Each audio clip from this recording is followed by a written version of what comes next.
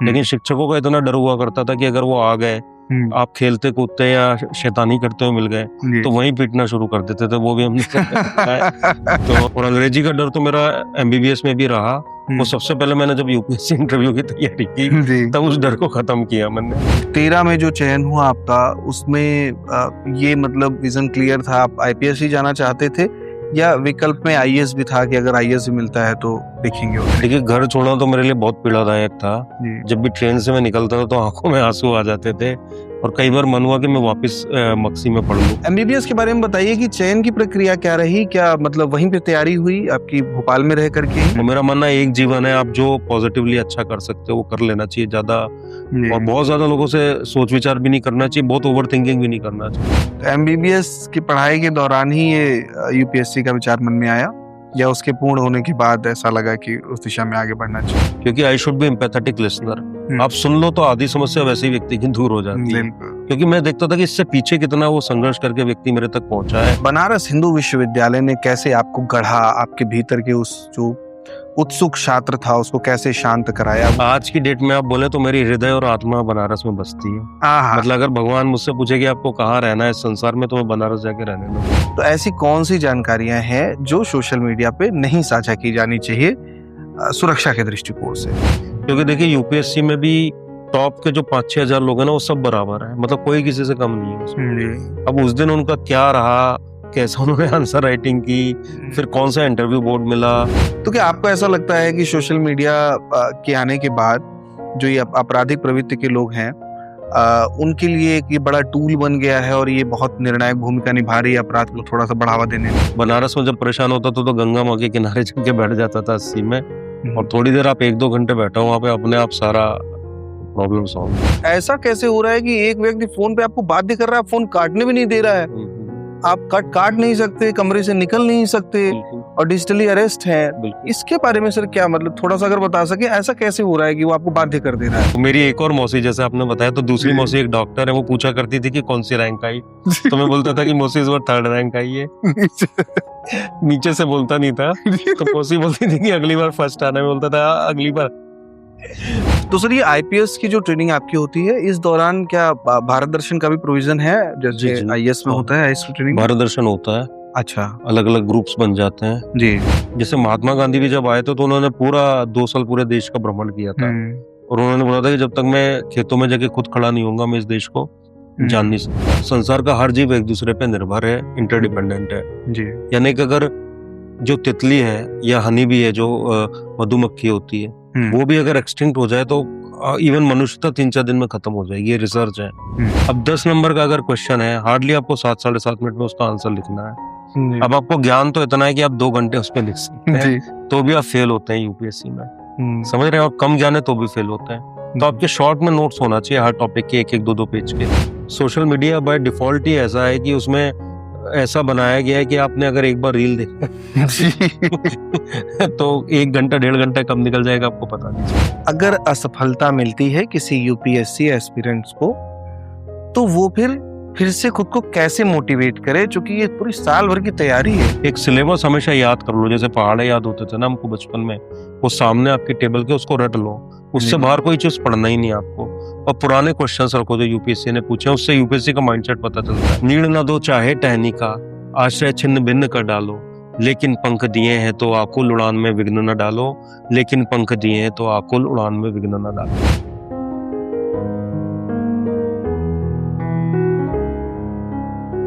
नमस्कार देवियों और सज्जनों, विजय सिंह स्टूडियो में आप सभी का हार्दिक स्वागत है। हाजिर हैं अपने बेहद खास शो के साथ, जिसका नाम है मुसाफिर किस्सों वाला। इस शो में हम आपकी मुलाकात कराते हैं उन विभूतियों से जिन्होंने अपने त्याग और समर्पण की बुनियाद पर सफलता रूपी एक ऐसी इमारत खड़ी की है जिससे न सिर्फ वर्तमान पीढ़ी बल्कि आने वाली तमाम पीढ़ियां प्रेरित और प्रभावित होती रहेंगी। आज हमारे बीच में जो मेहमान हैं, इनकी जीवन यात्रा बेहद रोचक है। ये मध्य प्रदेश से ताल्लुक रखते हैं। मध्य प्रदेश और वहां का एक जनपद शाहजहांपुर, और शाहजहांपुर का एक छोटा सा गांव मक्सी। मक्सी में गुजरता है इनका बचपन। गांव और गांव का बचपना, मिट्टी की मौलिकता है, बचपन की मस्ती है, लेकिन साथ ही अधिकारियों को लेकर एक आकर्षण है। जब गांव में कभी जिला अधिकारी या पुलिस अधीक्षक आते हैं तो बाल मन में एक उत्साह होता है कि हम क्यों नहीं बड़े होकर के ऐसा बन सकते। परिवार में पढ़ाई का माहौल है, पिताजी पढ़ाई पर खूब जोर देते हैं। कक्षा 8 तक की पढ़ाई गांव में होती है, फिर कूच करते हैं भोपाल की ओर। भोपाल की गलियां और इंटरमीडिएट तक की पढ़ाई, एक बेहतर परिवेश।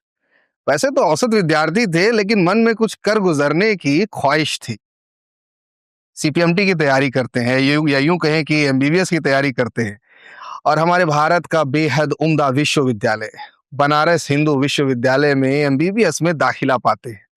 जम के पढ़ाई करते हैं, एमबीबीएस की पढ़ाई पूरी होती है और डॉक्टर बन के निकलते हैं वहां से। लेकिन जिन्हें कुछ अच्छा करना होता है, जिनके भीतर कुछ जिजीविषा होती है, वो कम में भले कहाँ संतुष्ट होने वाले। डॉक्टर तो बन जाते हैं, लेकिन बाल मानस पटल पर वो जो बात अंकित थी कि बड़ा होकर के अधिकारी जैसा कुछ बनना है, यूपीएससी की तैयारी करने की मन में इच्छा जागृत होती है। ऐसा परिवेश मिलता है बनारस हिंदू विश्वविद्यालय के अंदर। बनारस के अंदर यूपीएससी की पढ़ाई शुरू होती है, यूपीएससी की तैयारी शुरू होती है।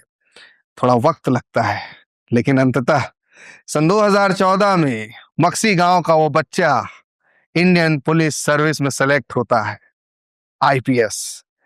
आज हमारे बीच में आईपीएस अर्पित जैन जी हैं। बेहद खूबसूरत सी जीवन यात्रा है इनकी। इनकी यात्रा में हठ है, समर्पण है, उत्साह है, जिजीविषा है, सफलता है, असफलता है, प्रेम है, रोमांच है, सब कुछ है। कैसी रही है यात्रा और किन पड़ाव से होकर के यात्रा इस मुकाम तक पहुंची है, विस्तार से जानेंगे। सन 2014 बैच के आईपीएस अधिकारी श्री अर्पित जैन जी आज हमारे बीच में है। हार्दिक स्वागत है सर आपका। नमस्कार, धन्यवाद विजित जी। और इतने जीवंत, इतने सारगर्भित और इतने प्रेरणादायक पॉडकास्ट के लिए आपको बहुत बहुत धन्यवाद। और मेरा लिए बड़े गौरवशाली क्षण है कि मुझे यहाँ आने का अवसर मिला।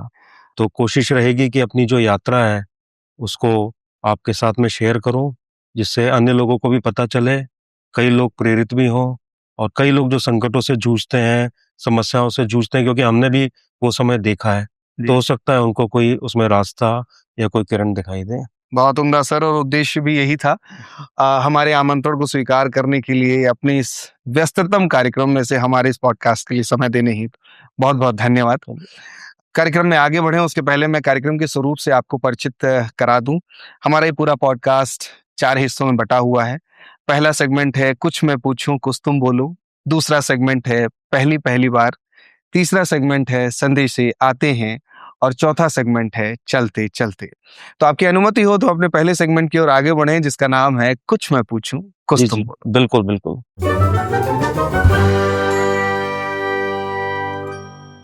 आज आप जहां जिस मुकाम पर खड़े हैं, हम सभी उससे परिचित हैं, लेकिन जब तक बुनियाद की बात ना हो, मक्सी गांव की उस मिट्टी की बात ना हो, मिट्टी में सने हुए उस बच्चे की बात ना हो, और वो जो गांव का पूरा परिवेश है जिसमें वो देसीपन है, पिता का लाड दुलार है, बचपन में मिट्टी में खेलता हुआ वो अर्पित है, ले चलिए हमें मक्सी गांव और वहां के बारे में बताइए कि कैसा माहौल था वो शाहजहांपुर जिले के मक्सी गांव का।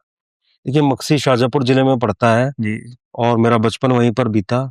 और ग्रामीण और शहरी जीवन में बहुत अंतर होता है, वो मैंने देखा भी जब मैं भोपाल आया। जी तो कम्युनिटी लाइफ जिसको बोलते हैं, वो बड़ी स्ट्रांग होती है गांव में। यानी अगर एक व्यक्ति भी बीमार पड़ गया तो पूरा गांव उसके लिए खड़ा रहता है। जबकि शहरों में, जैसे गुड़गांव या अन्य जगह आप देखेंगे, तो ये भी पता नहीं चलता कि बगल में कौन रह रहा है। जी तो वो एक मैंने वहां पर देखा कि बहुत बॉन्डिंग जो थी, बहुत स्ट्रांग बॉन्ड्स थे, वो बहुत अच्छे थे।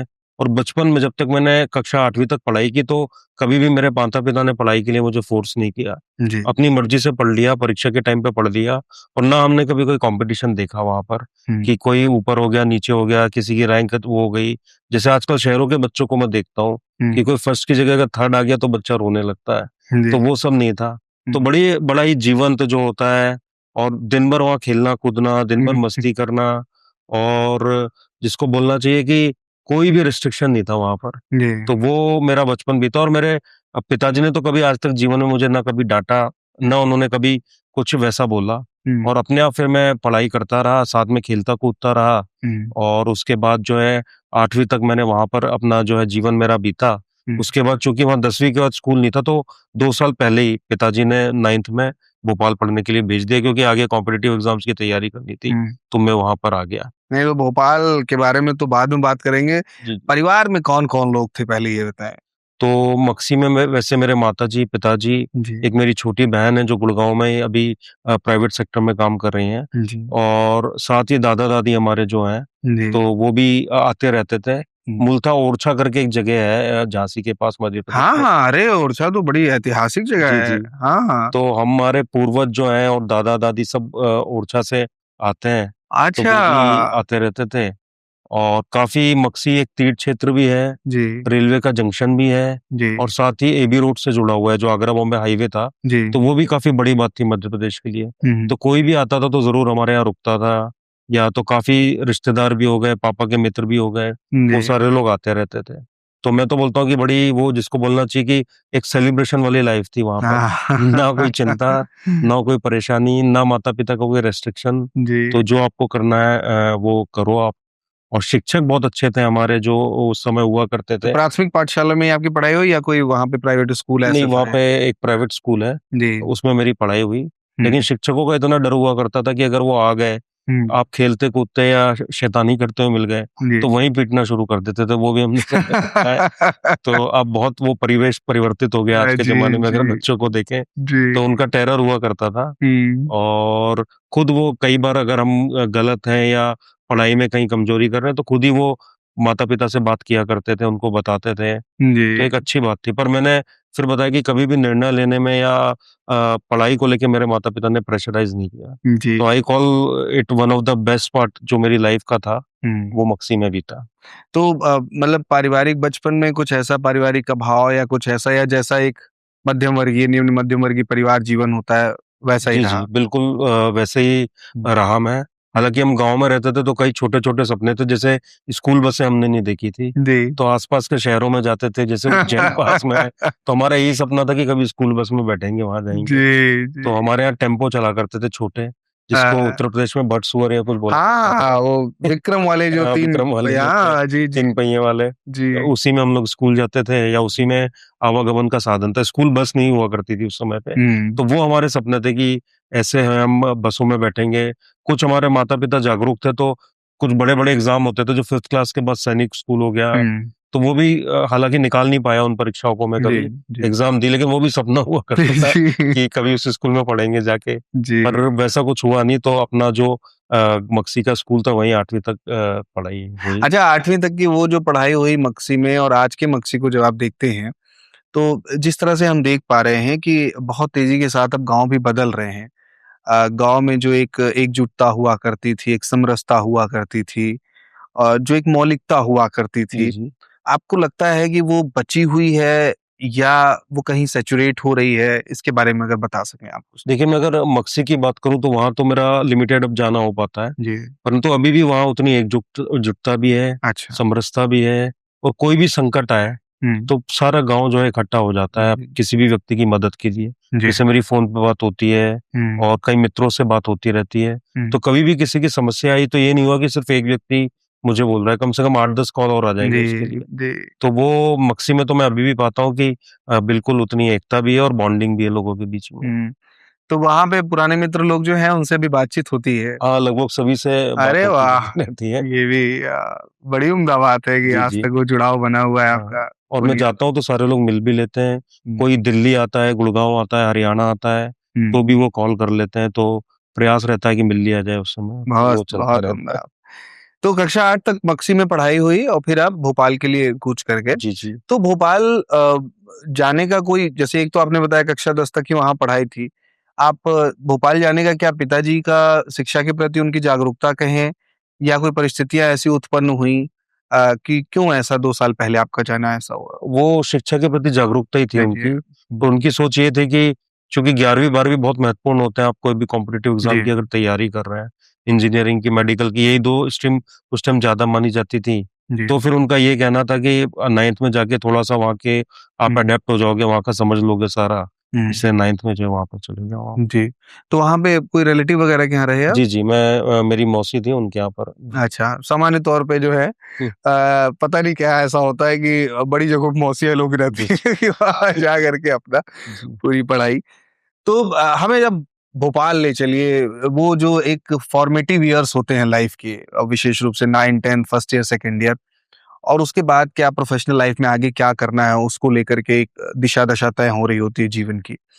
तो पहले तो मैं चाहूंगा कि मध्य प्रदेश की राजधानी के तौर पे एकदम से मक्सी से निकल करके इतना बड़ा एक्सपोजर, बड़े शहर में ही जाना बड़ी बात है, आप तो प्रदेश की राजधानी पहुंच गए थे।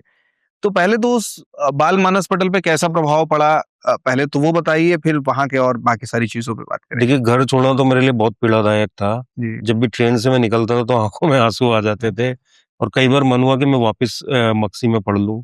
और दूसरा एक कल्चरल शॉक था, जैसे वहां पे मैं किसी अंग्रेजी माध्यम स्कूल में चला गया, तो ना मुझे अंग्रेजी अच्छे से बोलना आती थी, ना मैं समझ पाता था।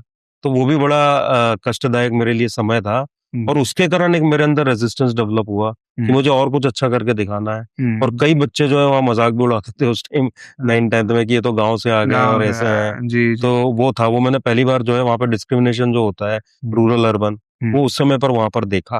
तो पर उसके कारण मेरे अंदर एक वो आ गया था कि मुझे अपना दिखाना है कि मैं कुछ अच्छा कर सकता हूँ। तो फिर उसी कारण मैं मेडिकल एंट्रेंस में अच्छी एक रैंक ला पाया। वहां भी फिर मैंने अच्छा परफॉर्म करना शुरू किया, और अंग्रेजी का डर तो मेरा एमबीबीएस में भी रहा। वो सबसे पहले मैंने जब यूपीएससी इंटरव्यू की तैयारी की तब उस डर को खत्म किया मैंने। तो वो था, तो वो बुनियाद का बहुत असर पड़ता है सर, आप कहाँ पे किस परिवेश में।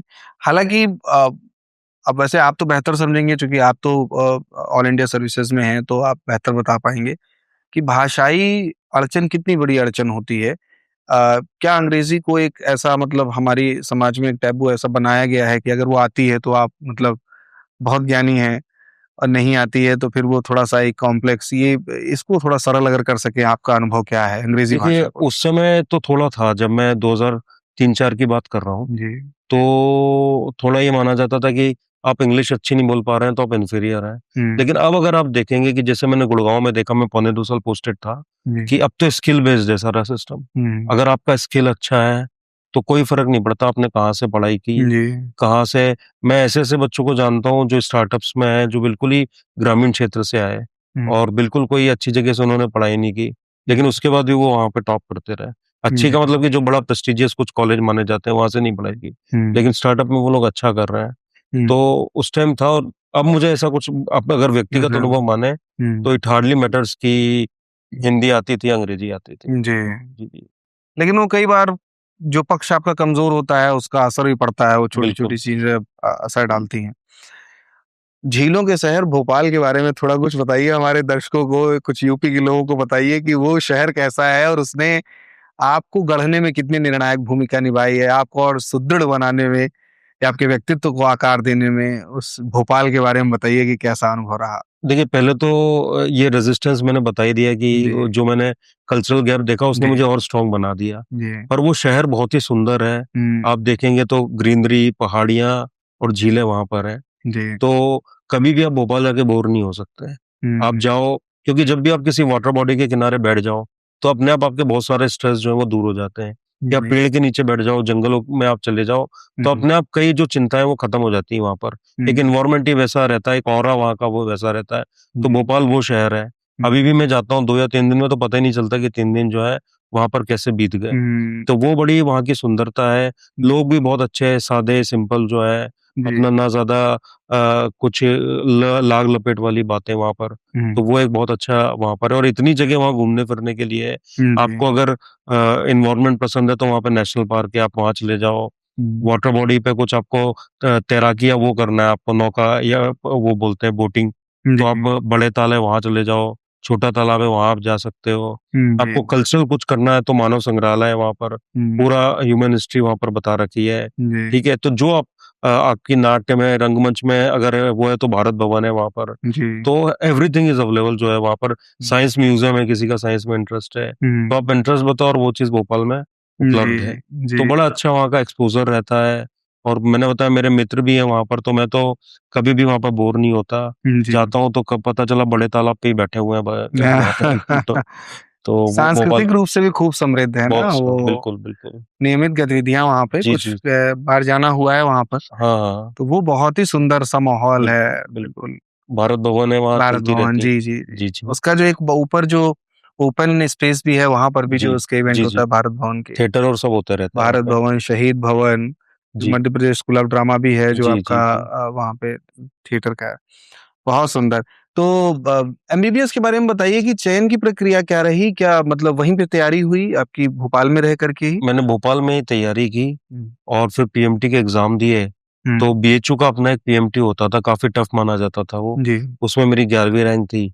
जी। तो फिर मैंने बीएचयू में जो है एडमिशन लिया। तो ये आपका प्रिपरेशन के इंटरमीडिएट के साथ ही आपका हो गया था नहीं नहीं, या? मैंने ड्रॉप लिए थे। अच्छा। तो मैंने जब 1 साल ड्रॉप लिया तो मुझे अच्छा कॉलेज मिल नहीं रहा था। जी मुझे उस साल भी मेरा सिलेक्शन हो गया था। जी तो मैंने बड़ा अजीब सा डिसीजन लिया, मैंने कहा मैं फिर से एक बार दूंगा। जी। और उसके बाद मेरा 6-7 अच्छे कॉलेजेस में हो गया हम्म। और फाइनली आई जॉइन बीएचयू। नहीं तो फिर भी आपका दूसरे वर्ष में हुआ, अच्छी बात है। मैंने देखा बड़े हठी होते हैं ये एमबीबीएस के लिए जी इच्छा जी, रखने वाले लोग, कितने कितने वर्ष तक प्रयास करते हैं। बिल्कुल प्रयास करते रहे। बहुत सुंदर। तो दूसरे वर्ष में हो गया था मेरा। सफलता मिली आपको। हाँ, और सफलता मुझे 12वीं में मिल जाती। हम्म। पर कई बार क्या होता है कि आपके परिश्रम का मतलब सिर्फ परिश्रम एक पैमाना नहीं होता। जी आप किस माइंडसेट से, किस एप्टीट्यूड से, किस एटीट्यूड से किसी चीज की तैयारी कर रहे हैं ना। जी। तो मैं था मैथ्स वाला बच्चा, यानी कि मुझे इंजीनियरिंग, हम्म टेक्नोलॉजी वो सब ज्यादा पसंद थी। हम्म। पर ऐसा परिवार में वो बना कि आपको बायोलॉजी के डॉक्टर बनना है, तो वो मैंने ले लिया 11th। अच्छा। हाँ, ओके। जबकि मैं आईआईटी की, एसएल लोनी, कई बुक्स मैंने 10th में पढ़ना शुरू कर दी थी। जी। तो फिर मैंने कहा चलो अब बायो लेना है।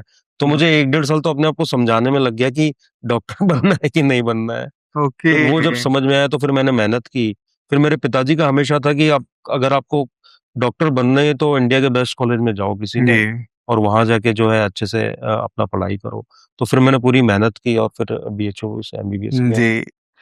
तो बनारस हिंदू विश्वविद्यालय के बारे में तो आपसे बात करेंगे, वहाँ के जो 4-5 वर्ष जो आपने वहां पर गुजारे। उसके पहले बनारस शहर की जो अपनी एक तासीर है, बिल्कुल जो महादेव कहते हुए लोग जो है, और जो बेफिक्री है वहां पर, बीतरागी शहर कहते हैं बिल्कुल कि। बिल्कुल। तो पहले तो बनारस के बारे में बताइए, बनारस का अनुभव कैसे, फिर आएंगे बनारस हिंदू विश्वविद्यालय पे आपके अनुभव आप। देखिए आज की डेट में आप बोले तो मेरी हृदय और आत्मा बनारस में बसती है। आहा। मतलब अगर भगवान मुझसे पूछे कि आपको कहाँ रहना है इस संसार में, तो मैं बनारस जाके रहने लगूंगा। आहा। तो इतना मुझे प्यार है। जी लेकिन जब मैं आया था तो मध्य प्रदेश में मालूम नहीं इतना डर था पूर्वांचल का, जो क्योंकि कुछ क्राइम्स और जो भी वहां पे रहा होगा हम्म। कि बनारस जाओगे तो ऐसा हो जाएगा वैसा हो जाएगा। जी पर जब मैं आया और वहां पे मेरा समय बीता तो बहुत ही, और मैं तो बहुत घुमक्कड़ रहा हूँ। मतलब मैंने एमबीबीएस में भी जस्ट इतनी पढ़ाई की कि मैं एमबीबीएस पास कर जाऊं, जी और अपना क्लिनिकल मैंने अच्छे से किया। जी। पर मैं 80 घाट हो गया या हम्म। जो भी था, इवन संकट मोचन महोत्सव होता था मैं वहां जाया करता था। जी तो मैं ऐसा नहीं था कि सिर्फ किताबी कीड़ा बन के अपने कॉलेज या वहां तक सीमित रह गया। मुझे मालूम था कि बनारस है तो मुझे एक्सप्लोर करना है। जी। और कई बार शाम को हम लोग 80 घाट पे बैठे हैं तो रात रात भर 80 घाट ही बैठा रहा करते थे। आहा। हम 3-4 मित्र थे एमबीबीएस के। जी। और इवन कहीं जैसे शादी हो रही है वहां अंग्रेज हिंदू बन के शादी करते थे, तो एक हम्म। शादी में इवन मैंने वो भी किया जो भाई का सारा कर्तव्य होता है। अच्छा तो वो मैक्सिको और इटली के कपल थे। वाह। तो वो किसी के थ्रू उन्होंने बोला कि अर्पित जी आप आके ये कर दो। तो बहुत बनारस तो सुंदर। मैंने बहुत ज्यादा एक्सप्लोर किया, और कितनी शामें मेरी सिर्फ 80 घाट पे बीती हैं। इवन यूपीएससी का डिसीजन भी 80 घाट पे बैठ के जो है हमने लिया कि अब यूपीएससी की तैयारी आहा। करना है। तो वो शहर मतलब सबसे मेरा प्रिय जगह है बनारस पूरे संसार में। जी। और काशी विश्वनाथ बाबा भोलेनाथ की कृपा है कि वो कुछ ना कुछ करके ना हर 6-8 महीने में मुझे वहां बुला लेते हैं। अच्छा कोई वहां मेरा लेक्चर हो जाता है, जी कोई कॉन्फ्रेंस हो जाती है, तो कहीं ना कहीं मेरा बीएचयू और बनारस जाना होता रहता जी।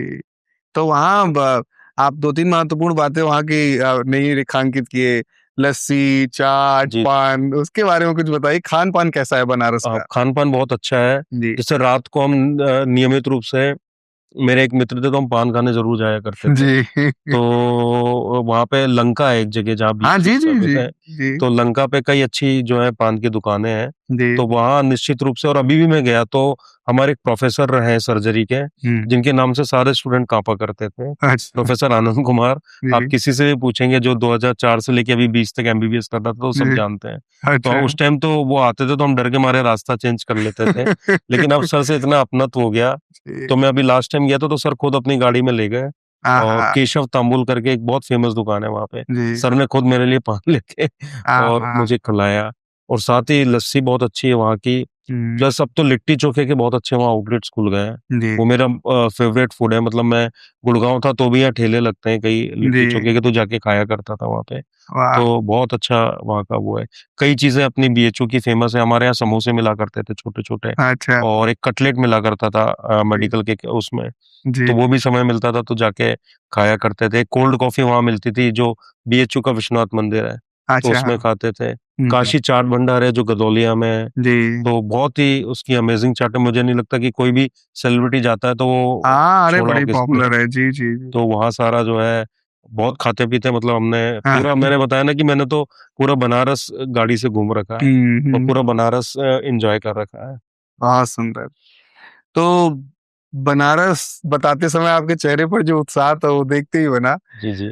बनारस हिंदू विश्वविद्यालय, वो छात्र जीवन आपका, बहुत सारे सपने लेकर के आपने 1 वर्ष इंतजार किया वहां पे एडमिशन पाने के लिए। तो वो जो एक भूख लेकर के गए थे बहुत कुछ सीखने के लिए, तो बनारस हिंदू विश्वविद्यालय ने कैसे आपको गढ़ा, आपके भीतर के उस जो उत्सुक छात्र था उसको कैसे शांत कराया, वो 4 साल जो जीवन के थे उसके बारे में अगर कुछ विस्तार से बता सकें आप। देखिए बीएचयू में मैं अपने इंस्टीट्यूट ऑफ मेडिकल साइंस की बात करूँ तो आज भी वहाँ पर गुरु शिष्य परंपरा है जो हमारे समय थी, जी कि एक एक टीचर एक एक बच्चे पे बहुत ध्यान देता था, और अगर आपने पढ़ाई नहीं की तो फेल होना पक्का है आपका। जी तो वो बड़ा, और बहुत ही डेडिकेटेडली वहाँ पे हमारी क्लासेस होती थी। एक क्लिनिकल क्लास होती है जो शाम को हॉस्पिटल में होती है, जी। तो उसमें स्ट्रॉन्ग कमिटमेंट था। मतलब अगर जिस दिन क्लास होना है तो होना ही है। कई हमारे प्रोफेसर ऐसे थे कि अगर आप क्लास में लेट हो गए तो एक नहीं दो एब्सेंट लगती थी आपकी। अच्छा। मतलब उस दिन का तो लगेगा ही, अगली क्लास का भी लगेगा। तो बिल्कुल टेरर था कि आपको जाना है। जी फिर उनकी क्लास में वो एप्रन जो व्हाइट कोट पहनते हैं वो प्रॉपर होना चाहिए, जी जीन्स आप नहीं पहन सकते। जी। तो वो काफी डिसिप्लिन जो है मैंने अपने शिक्षकों से सीखा, डेडिकेशन मैंने अपने शिक्षकों से सीखा। हमारे एक सर थे, प्रोफेसर सर हैं, प्रोफेसर टीके लहरी, जी। कार्डिक सर्जन है वो। हम्म। तो सर को अभी पद्मश्री भी मिला हुआ है। अच्छा। तो वो सिर्फ 2,500-3,000 में उन्होंने पूरी जीवन बीएचयू की सेवा कर ली। हम्म। तो ऐसे ऐसे शिक्षक थे कि जिनके विषय में दूसरे बच्चे बुक में पढ़ते थे, हम उनके विषय में वो हमको पढ़ाया करते थे। जी। एग्जाम से पहले सारे बच्चे टीचरों के घर जाते थे, उनके पैर पड़ के आते थे, आशीर्वाद लेके आते थे। वाह। तो वो सारी परंपराएं थी। और बेस्ट थिंग जो बीएचयू की थी कि अपार्ट फ्रॉम मेडिकल, दूसरी फैकल्टीज, आप हर आर्ट्स हो गया, हिंदी लिटरेचर हो गया, सारे बच्चों से आप इंटरमिंगल करते हो। वरना नॉर्मल मेडिकल कॉलेज में क्या होता है कि आप सिर्फ वहीं तक कन्फाइंड रह जाते हो अपने मेडिकल जी की पढ़ाई तक। जी। तो वो एक कुएं के मेंढक जैसे आप रहते हो। लेकिन वहां आप हिस्ट्री वालों से भी मिल रहे हो। जैसे मुझे पाली लेने का मन था, पढ़ने का भी मन था, तो वहाँ पाली के प्रोफेसर अवेलेबल थे यूपीएससी की तैयारी। जी।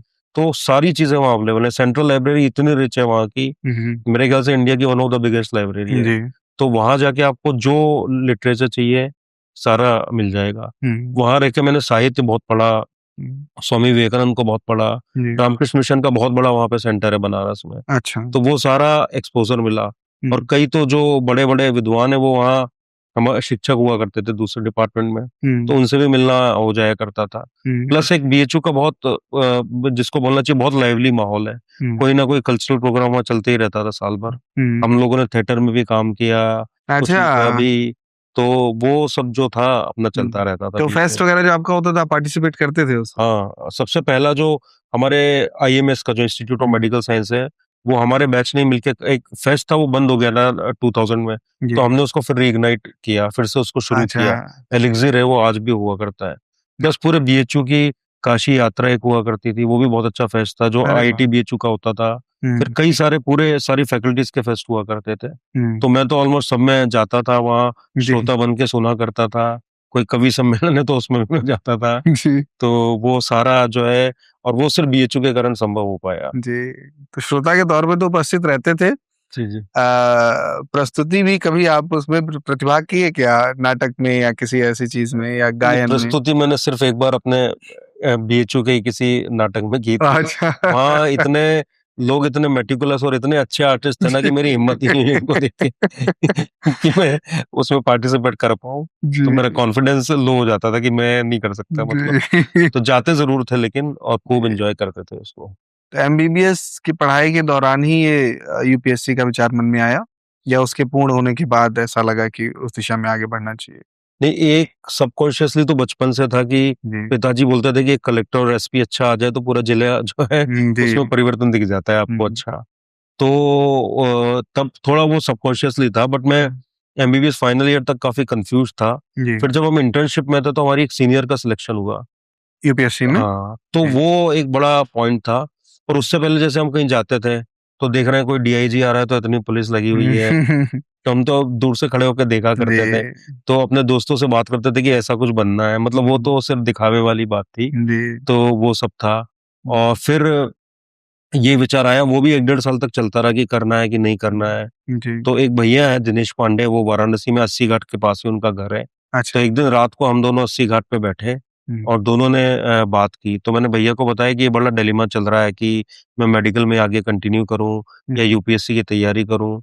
तो उन्होंने बोला कि अगर दो नाव में आप पैर रखोगे तो कहीं के नहीं रह जाओगे, ना इधर जस्टिस कर पाओगे ना वहाँ। हम्म, तो फिर मैंने डिसीजन ले लिया कि विद इन 15 डेज जो है मैं अब यूपीएससी की तैयारी हम्म, करूंगा। तो राइट टाइम पे मैंने बताया कि कई बार कोई मार्गदर्शन आपको मिल जाए, हम्म, कोई टिपिंग पॉइंट होता है जो एकदम वो उन्होंने बता दिया, वो चीज क्लिक कर गई। हम्म। तो वैसा हुआ, और वो भी 80 घाट पे ही मैंने बताया कि तो वहां बैठ उनसे के। कैसे परिचय हुआ था दिनेश भैया से? वो आते जाते अस्सी वो घाट? एक्चुअली कई लोग तो थोड़ी थोड़ी तैयारी कर रहे थे अच्छा यूपीएससी की, हम्म, तो उन्होंने भी अटेम्प्ट दिए थे यूपीएससी के। अच्छा और मैं भी वहाँ, एक छोटी सी कोचिंग थी, कई बार जाता था, तो दो चार लोगों से मित्रता हो गई। तो उन्होंने बताया कि दिनेश भैया का बड़ा अच्छा वो है। हम्म, तो फिर मैंने भैया से टाइम लिया, किसी के थ्रू उनसे मिले। और बड़े अच्छे टीचर हैं वो। जब भी मैं एग्जाम देने जाता था तो उनसे एक बार फोन पे रात को, एक रात पहले बात करता था, हम्म, या फिर जब एग्जाम होता था तो बात करता था। तो कई बार होता है ना कि किसी ने कान में कुछ बात फूंक दी तो आपका कॉन्फिडेंस जो है अपने आप 100 टाइम्स हो गया। बिल्कुल बिल्कुल तो जब भी मैं इंटरव्यू के लिए गया, एक रात पहले उनसे आधा घंटे बात करता था। हम्म, वो बस यही बोलते थे कि आप सब कर सकते हो, सारा अच्छे से हो जाएगा, हम्म, कोई नॉलेज नहीं, कुछ नहीं, हम्म, लेकिन सिर्फ कॉन्फिडेंस जो है उसको बूस्ट अप करना। इसी तरह मेन से पहले भी उनसे एक दो बार बात करना, प्रीलिम से पहले एक दो बार बात करना। हम्म। तो वो एक कॉन्फिडेंस बूस्टर रहा हमेशा, और उन्होंने काफी सहयोग किया। तो एमबीबीएस फाइनल ईयर आते आते ये बात स्पष्ट हो चुकी थी कि आपको नहीं, उसमें भी मैं थोड़ा लेट हुआ। मैंने अच्छा फाइनल इंटर्नशिप करके मेरे को वहां पे पीजी भी मिल गया था बीएचयू में। अच्छा पीजी मिल गया था हाँ। आपको? तो अरे वाह! मैंने 13 महीने पीजी की छोड़ने से पहले। तो इसी तरह मैंने 2 ढाई साल अस्पताल में काम किया। अच्छा जी जी।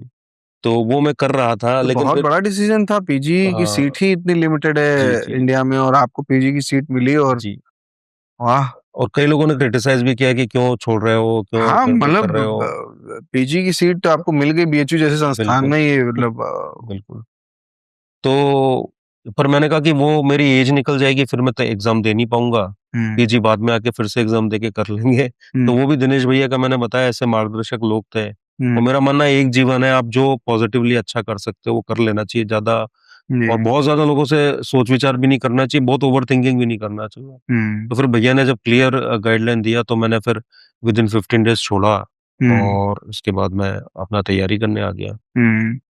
वो जो एक तकरीबन 5 साढ़े 5 6 वर्षों की जो एक यात्रा रही सीखने की, करने की, तो उसमें बतौर चिकित्सक भी आपको चूँकि चिकित्सक तो आप हो ही गए थे, बिल्कुल। डॉक्टर तो ऑफ़िशियली जी आप जी। हो ही गए थे, अब तो बिल्कुल। पीजी भी कर रहे थे आप।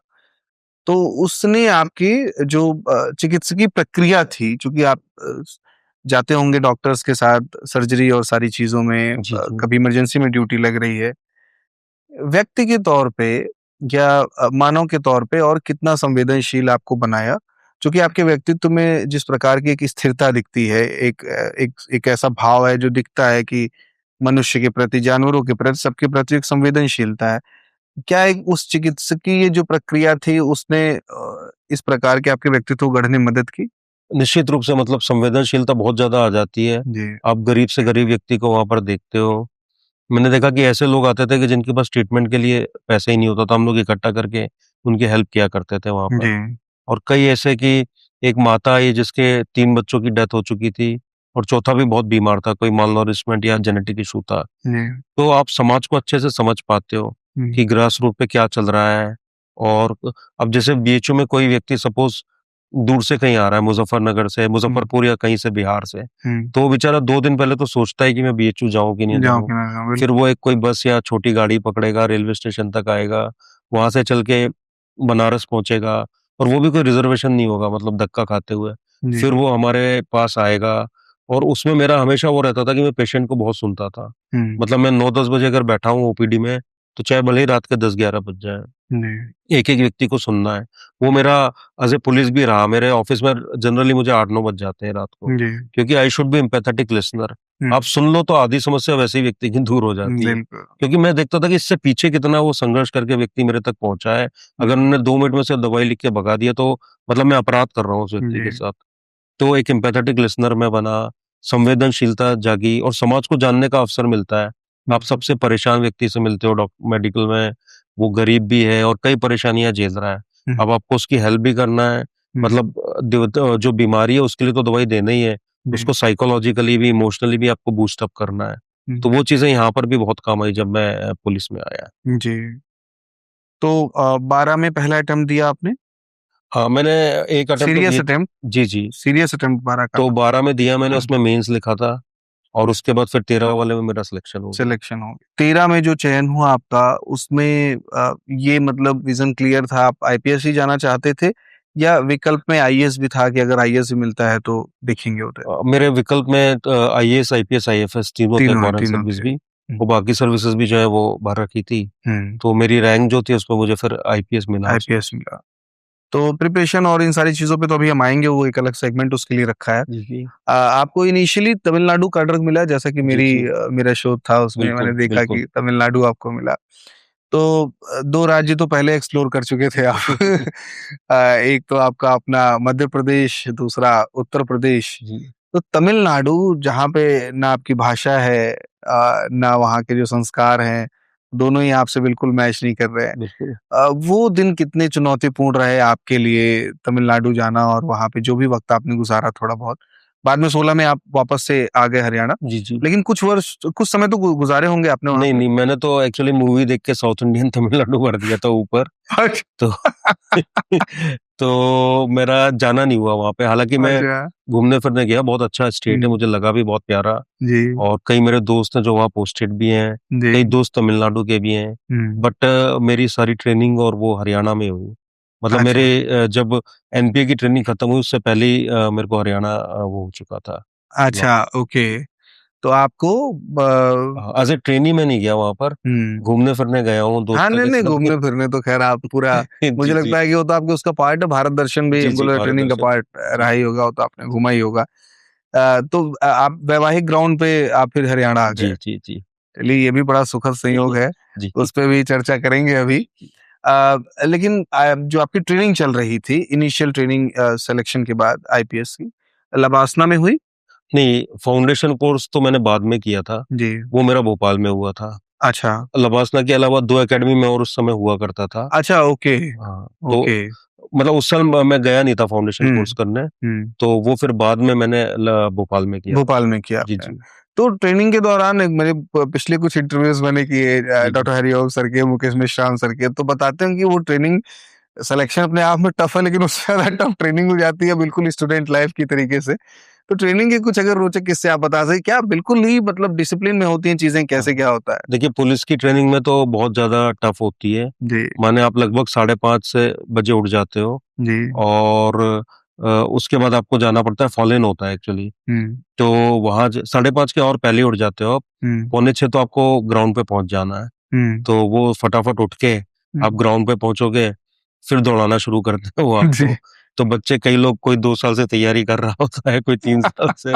तो वज़न भी बढ़ गया होता है, दौड़ने-भागने की किसी की वो नहीं होती। जी। तो मतलब आप ये मान के चलो कि पहले 15 दिन में तो लोगों के पैर सूज जाते हैं उसमें ना। हाँ। और वो दौड़ाएँगे तो शुरू में तो क्या होता है कि एक 0 वीक होता है। हुँ, तो उसमें थोड़ा धीरे-धीरे चलता है, हुँ। ठीक है? उसके बाद जब रियल ट्रेनिंग शुरू होती है तो आपको दौड़ना है वो उनकी स्पीड से, मतलब आप अपनी स्पीड से नहीं दौड़ सकते। ओके। तो वहाँ ट्रेनर होते हैं, उनको उस्ताद बोलते हैं हम लोग। हुँ, तो वो उनकी स्पीड से दौड़ाएँगे तो रोज़ सुबह 8 राउंड लगाने होते थे। हुँ। वो उनकी स्पीड से मतलब उस्ताद 3.2 साहब की किलोमीटर। स्पीड से। हाँ, तो 400 मीटर के जो है 8 राउंड लगाए। जी, उसके बाद और स्ट्रेचिंग-विस्ट्रेचिंग सारी एक्सरसाइज़ेज़ होती थी। जी। तो आप इतना थक जाते थे कि फिर क्लास होती है वहाँ पे। हुँ। तो क्लास में भी आधे लोग नींद में या हाँ, जैसे भी है, हाँ। और वीडियो कैमरे से सारा देखा जा रहा होता है कि कोई सो तो सो तो नहीं रहा है। हाँ। तो वो होती थी, फिर दोपहर में फिर ट्रेनिंग होती थी, कुछ ना कुछ, कोई वेपन हुँ, ट्रेनिंग हो रही है, हुँ, कोई फायरिंग हो रही है। तो हुँ। ये सारा जो है वो उस टाइम होता था और फिर शाम को एक स्पोर्ट्स होता था। ओके।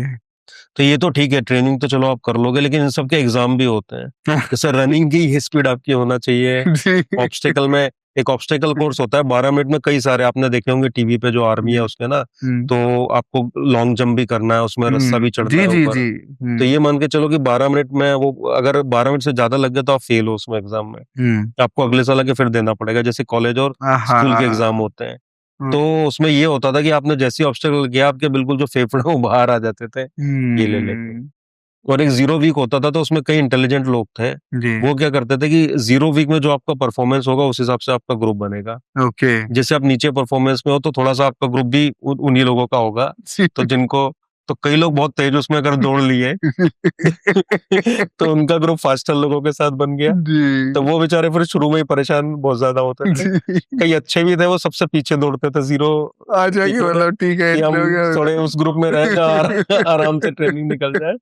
तो वो सारा जो है वो ट्रेनिंग का पार्ट था। कितने घंटे प्रतिदिन ट्रेनिंग का रहती थी वहां पे? वहां लगभग आपका सुबह आप 4:45 उठ जाते थे, और उसके बाद शाम को 6, साढ़े 6, 7 बजे तक तकरीबन 14 घंटे के दिन भर आसपास। चलती रही। और आप एब्सेंट हो अगर किसी ट्रेनिंग में, या आप उस दिन बीमारी का बहाना बन के कहीं बैठ गए, तो वो आपको सैटरडे संडे को वो पीरियड पूरा करना पड़ेगा अपना। हम्म, तो उस दिन आपको रनिंग के लिए जाना पड़ेगा। तो भोजन वगैरह फिर आप मिलता था ठीक ठाक कि भोजन तो मतलब? बहुत, कभी आपको अवसर मिले तो जरूर जाएं, मतलब one of the best food जो है वो एनपीए में मिलता है, अच्छा लंच में भी और डिनर में भी और ब्रेकफास्ट भी।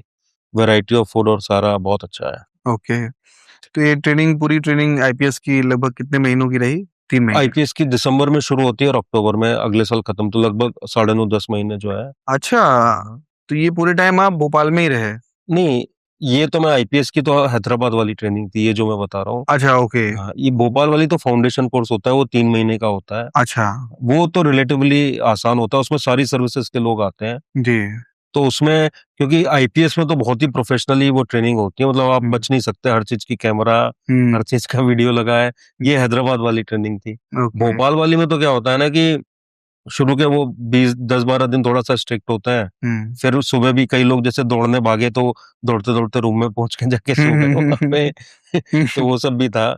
तो इनिशियल जो फाउंडेशन होता है उसमें सर सारी सर्विसेज के लोग होते हैं? हाँ, 3 महीने। आईएएस आईपीएस जी आईएफएस जी, सब होते हैं? वो अच्छा मसूरी में भी होता है। जी अब भोपाल में शायद बंद हो गया है, 1 या 2 जगह और हो रहा है। अच्छा। तो उसमें सारी और फिर सर्विसेज। जो हैदराबाद में ट्रेनिंग होती है वो तकरीबन 9 महीने के हाँ, आसपास? जी जी। 8-9 महीने के हाँ, आसपास? वो नेशनल पुलिस एकेडमी है, सरदार वल्लभ भाई पटेल पे नाम है। अच्छा तो one of the best academy with all the facilities. वो पूरी 10 महीने जो है ट्रेनिंग चलती है। ओके। तो सर ये आईपीएस की जो ट्रेनिंग आपकी होती है इस दौरान क्या भारत दर्शन का भी प्रोविजन है जी जैसे जी। आईएएस में हाँ होता हाँ, है आईएएस ट्रेनिंग में? भारत दर्शन होता है, अच्छा अलग अलग ग्रुप्स बन जाते हैं, जी और वो डिफरेंट स्टेट सबके होते हैं अलग अलग। अच्छा। तो वो भारत दर्शन होता है बिल्कुल उसमें। तो आपने मतलब लगभग सभी प्रदेशों लगभग सारे प्रदेश मैंने लगभग घूम लिए। जी जी। तो ये सर ये मतलब एक जो कि आप तो उस समय एकदम बहुत उम्र भी नहीं रही होगी जी और जी। सारी चीजें हैं और बमुश्किल आपने 2 स्टेट्स उस समय तक आप एक्सप्लोर किए होंगे या घूमने के लिए गए तो एक आध और देख जी लिए। जी जी। अपने देश को इतने भीतर तक जाके जानना, उसके इतिहास से और बेहतर तरीके से परिचित होना, किताब में पढ़ना, भौतिक रूप से जाना, दोनों में जमीन आसमान का अंतर बिल्कुल। होता है। वो उसके बारे में बताइए कि भारत को जो जानने का इस तरह से मौका मिला भारत दर्शन के माध्यम से, प्लीज अगर उसको आप कुछ शेयर कर सके विस्तार से। तो आपका अपने देश के प्रति प्यार, देश के प्रति सम्मान और अपनी संस्कृति के प्रति जो बॉन्डिंग होती है वो बहुत ज्यादा बढ़ जाती है भारत दर्शन के बाद। जी जैसे कि हम मणिपुर के बिल्कुल गाँव में गए, वहाँ के बच्चों से मिले, जी ठीक है। इसी तरह त्रिपुरा में भी हम बिल्कुल गाँव में जाके लोगों से मिले, वरना वो चीजें अनएक्सप्लोर्ड रह जाती हैं कभी भी। आप जाते भी हो तो जो मुख्य मुख्य शहर है या मुख्य मुख्य टूरिस्ट प्लेस है वहां जाके घूम के आ जाते हो। साउथ इंडिया में लगभग सारी जगह जो है, केरला हम लोग घूमे, और वहाँ की पुलिसिंग से भी बात हुई, एडमिनिस्ट्रेशन से बात हुई, सारे अफसरों से मिलना हुआ करता था।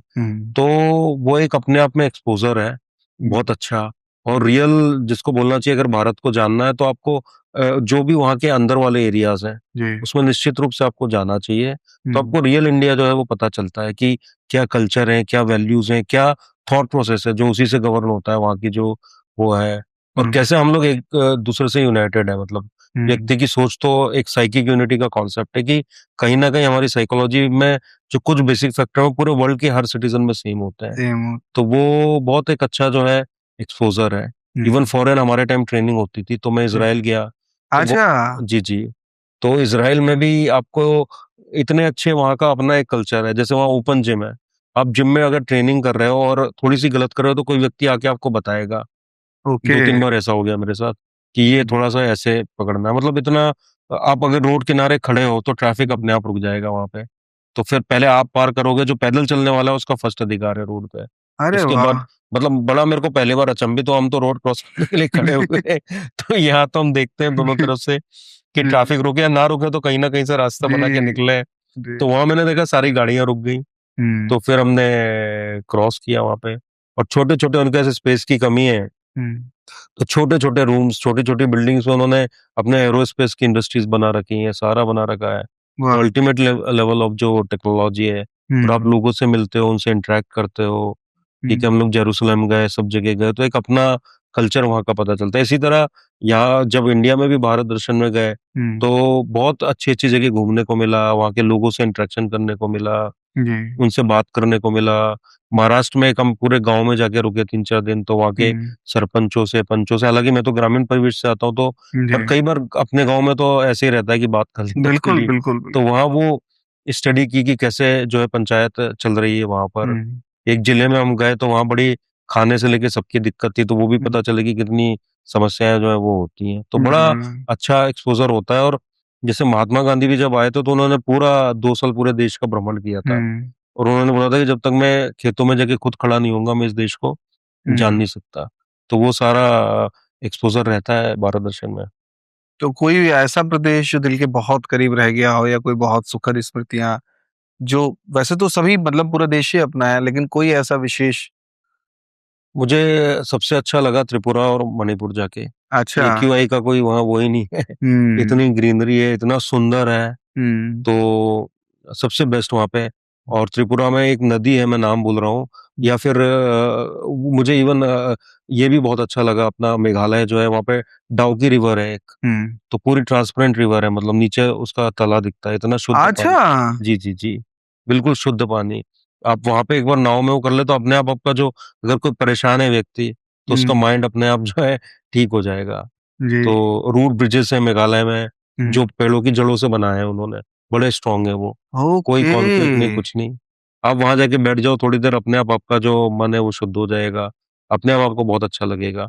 तो मुझे बड़ा अच्छा लगता है प्रकृति के बीच में जाके। जी। और मेरी एक जगह पोस्टिंग भी थी, तो हमने एक छोटे से एरिया में बहुत डेंस फॉरेस्ट वहाँ पे डेवलप करवाया। हुँ, मेरी धर्मपत्नी का उसमें बहुत बड़ा रोल था। तो अच्छा। मियावाकी फॉरेस्ट है, हुँ, छोटे से एरिया में 4000 पेड़ लगा के, जैसे घने जंगल होते हैं। हुँ, जो फरीदाबाद में है, आप पुलिस लाइन में कभी जाएँगे, वहाँ जी। जाके आप बैठ जाओ, आपका कोई भी जो स्ट्रेस है अपने आप दूर हो जाएगा। परेशान हो आप, अपने आप आपकी परेशानी का आपको समाधान मिल जाएगा। अच्छा। तो वो सब मुझे बड़ा अच्छा लगा भारत दर्शन में। अच्छा, मैं बीते दिनों मुकेश मेश्राम सर जो हमारे यूपी कैडर के जी, जी। सीनियर आईएएस ऑफिसर हैं, उनका इंटरव्यू कर रहा था। जी। तो उन्होंने भी ये बात की जो अभी आप कह रहे हैं जी, जी। कि जब मन परेशान हो तो प्रकृति की गोद में जाएँ, बिल्कुल, बिल्कुल। सुकून मिलेगा। बिल्कुल। ये मतलब आपका भी टेस्टेड फ़ॉर्मूला है मेरा ये? बिल्कुल टेस्टेड फ़ॉर्मूला है। मैं बनारस में जब परेशान होता था, तो गंगा माँ के किनारे जाके बैठ जाता था 80 में, और हुँ। थोड़ी देर आप 1-2 घंटे बैठो वहाँ पे, अपने आप सारा प्रॉब्लम सॉल्व। और यहाँ भी स्ट्रेस हो जाता है, तो मैं बस अवसर ढूँढता हूँ कि एक बार काशी विश्वनाथ जाना है, दर्शन करना है बाबा के, जी। और 80 पे बैठना है जाके 2-3 घंटे। हुँ। तो ये है। 1-2 दोस्त और परेशान थे अभी बीच में, तो उनको भी 80 बुला लिया, मैं भी 80 पहुँच गया। अच्छा। वहाँ बैठे 1 डेढ़ घंटे में उनकी समस्याओं का निराकरण। जी। तो वो है। हरियाणा में आपकी पोस्टिंग हुई जी, जी। ट्रेनिंग के बाद, तो हरियाणा कैडर के अब आप पूरी तरह से यहीं के ऑफिसर हैं। जी, जी। तो ये प्रदेश कितना रास आया आपको? कल्चरल डिफरेंस कैसे थे? चूँकि आप दूसरी बुनियाद से आते हैं, यहाँ कल्चर दूसरा है। हालाँकि हिंदी उतनी समझ में आती है, ऐसी भी कोई बड़ी समस्या नहीं है, लेकिन फिर भी एक कल्चरल डिफरेंस तो है। तो भारत दर्शन करके आपने बहुत कुछ पहले से ही भारत की संस्कृति से आप परिचित थे। तो यहाँ के बारे में बताइए, यहाँ की मिट्टी के बारे में, यहाँ के लोगों के बारे में, यहाँ का आपका क्या अनुभव रहा? ओवरऑल हरियाणा के बारे में फिर बाकी और डिटेलिंग बात बिल्कुल। करेंगे। हुँ, तो देखिए, हरियाणा जो है दिल्ली के एक तो नज़दीक है, तो जी, लेवल ऑफ अवेयरनेस बहुत ज़्यादा है यहाँ पे। जी। और एक जो वार्म्थ है लोगों में, वो बहुत ज़्यादा है। हुँ। आप जाएँगे तो 1-1 लीटर की लस्सी आपको पीना पड़ेगी, ठीक है? और वो एक प्यार है बड़े उनका। वाले गिलास जो होते हाँ, हैं। और प्यार का मतलब ये नहीं है कि कोई स्वार्थ है उसमें, वो मतलब निस्वार्थ प्रेम है। मतलब मैं जैसे किसी जिले में पोस्टेड था, वहां से मुझे 3 साल 4 साल हो गए, लेकिन अभी भी वहां से फोन आता है, अभी भी लोग मिलने आते हैं, और वो लस्सी लेके, वो सारा जो है उनका और उनका प्रेम है, मतलब उनका कोई मुझसे काम भी नहीं है, पर उतना अटूट और जिसको बोलना चाहिए निश्चल प्रेम जो है, वो मैंने यहाँ पर देखा। और दूसरा, काफी जो बोलना चाहिए ब्रेवरी यहाँ बहुत ज्यादा है हरियाणा में, क्योंकि कुरुक्षेत्र का युद्ध भी यहीं हुआ, जी। और उसके बाद हमेशा आप देखेंगे आर्मी में, मिलिट्री में हरियाणा के लोग खूब सारे वो हैं। तो आई हैव सीन की very bold, very brave, very courageous. मैं झज्जर रहा, वहां से काफी लोग सेना में जाते हैं, एसपी। जी। तो वो मुझे काफी यहाँ पे प्रेरणादायक जो है लगा। और लोगों का जो लेवल ऑफ अवेयरनेस है वो भी बहुत अच्छा है। और एक यहाँ पे बहुत अच्छी चीज जो लगी कि कभी भी बहुत बड़े क्रिमिनल को कभी रोल मॉडल यहाँ पे नहीं बनाया जाता, कि कोई अपराधी है तो वो दबंग कुछ हो गया या वो हो गया। मतलब सोसाइटी में ये है कि उसको अपने आप बोल देते हैं कि भाई ये सब यहाँ चलेगा नहीं। तो आप यहाँ की पॉलिटिक्स में भी देखेंगे तो कभी आपको कोई क्रिमिनल टाइप का जो है वो नहीं होगा। तो that is very good thing in Haryana की। लोग सीधे ही उसको क्रिटिसाइज करके चुपचाप बाहर कर देते हैं कि भाई ये आप जाओ।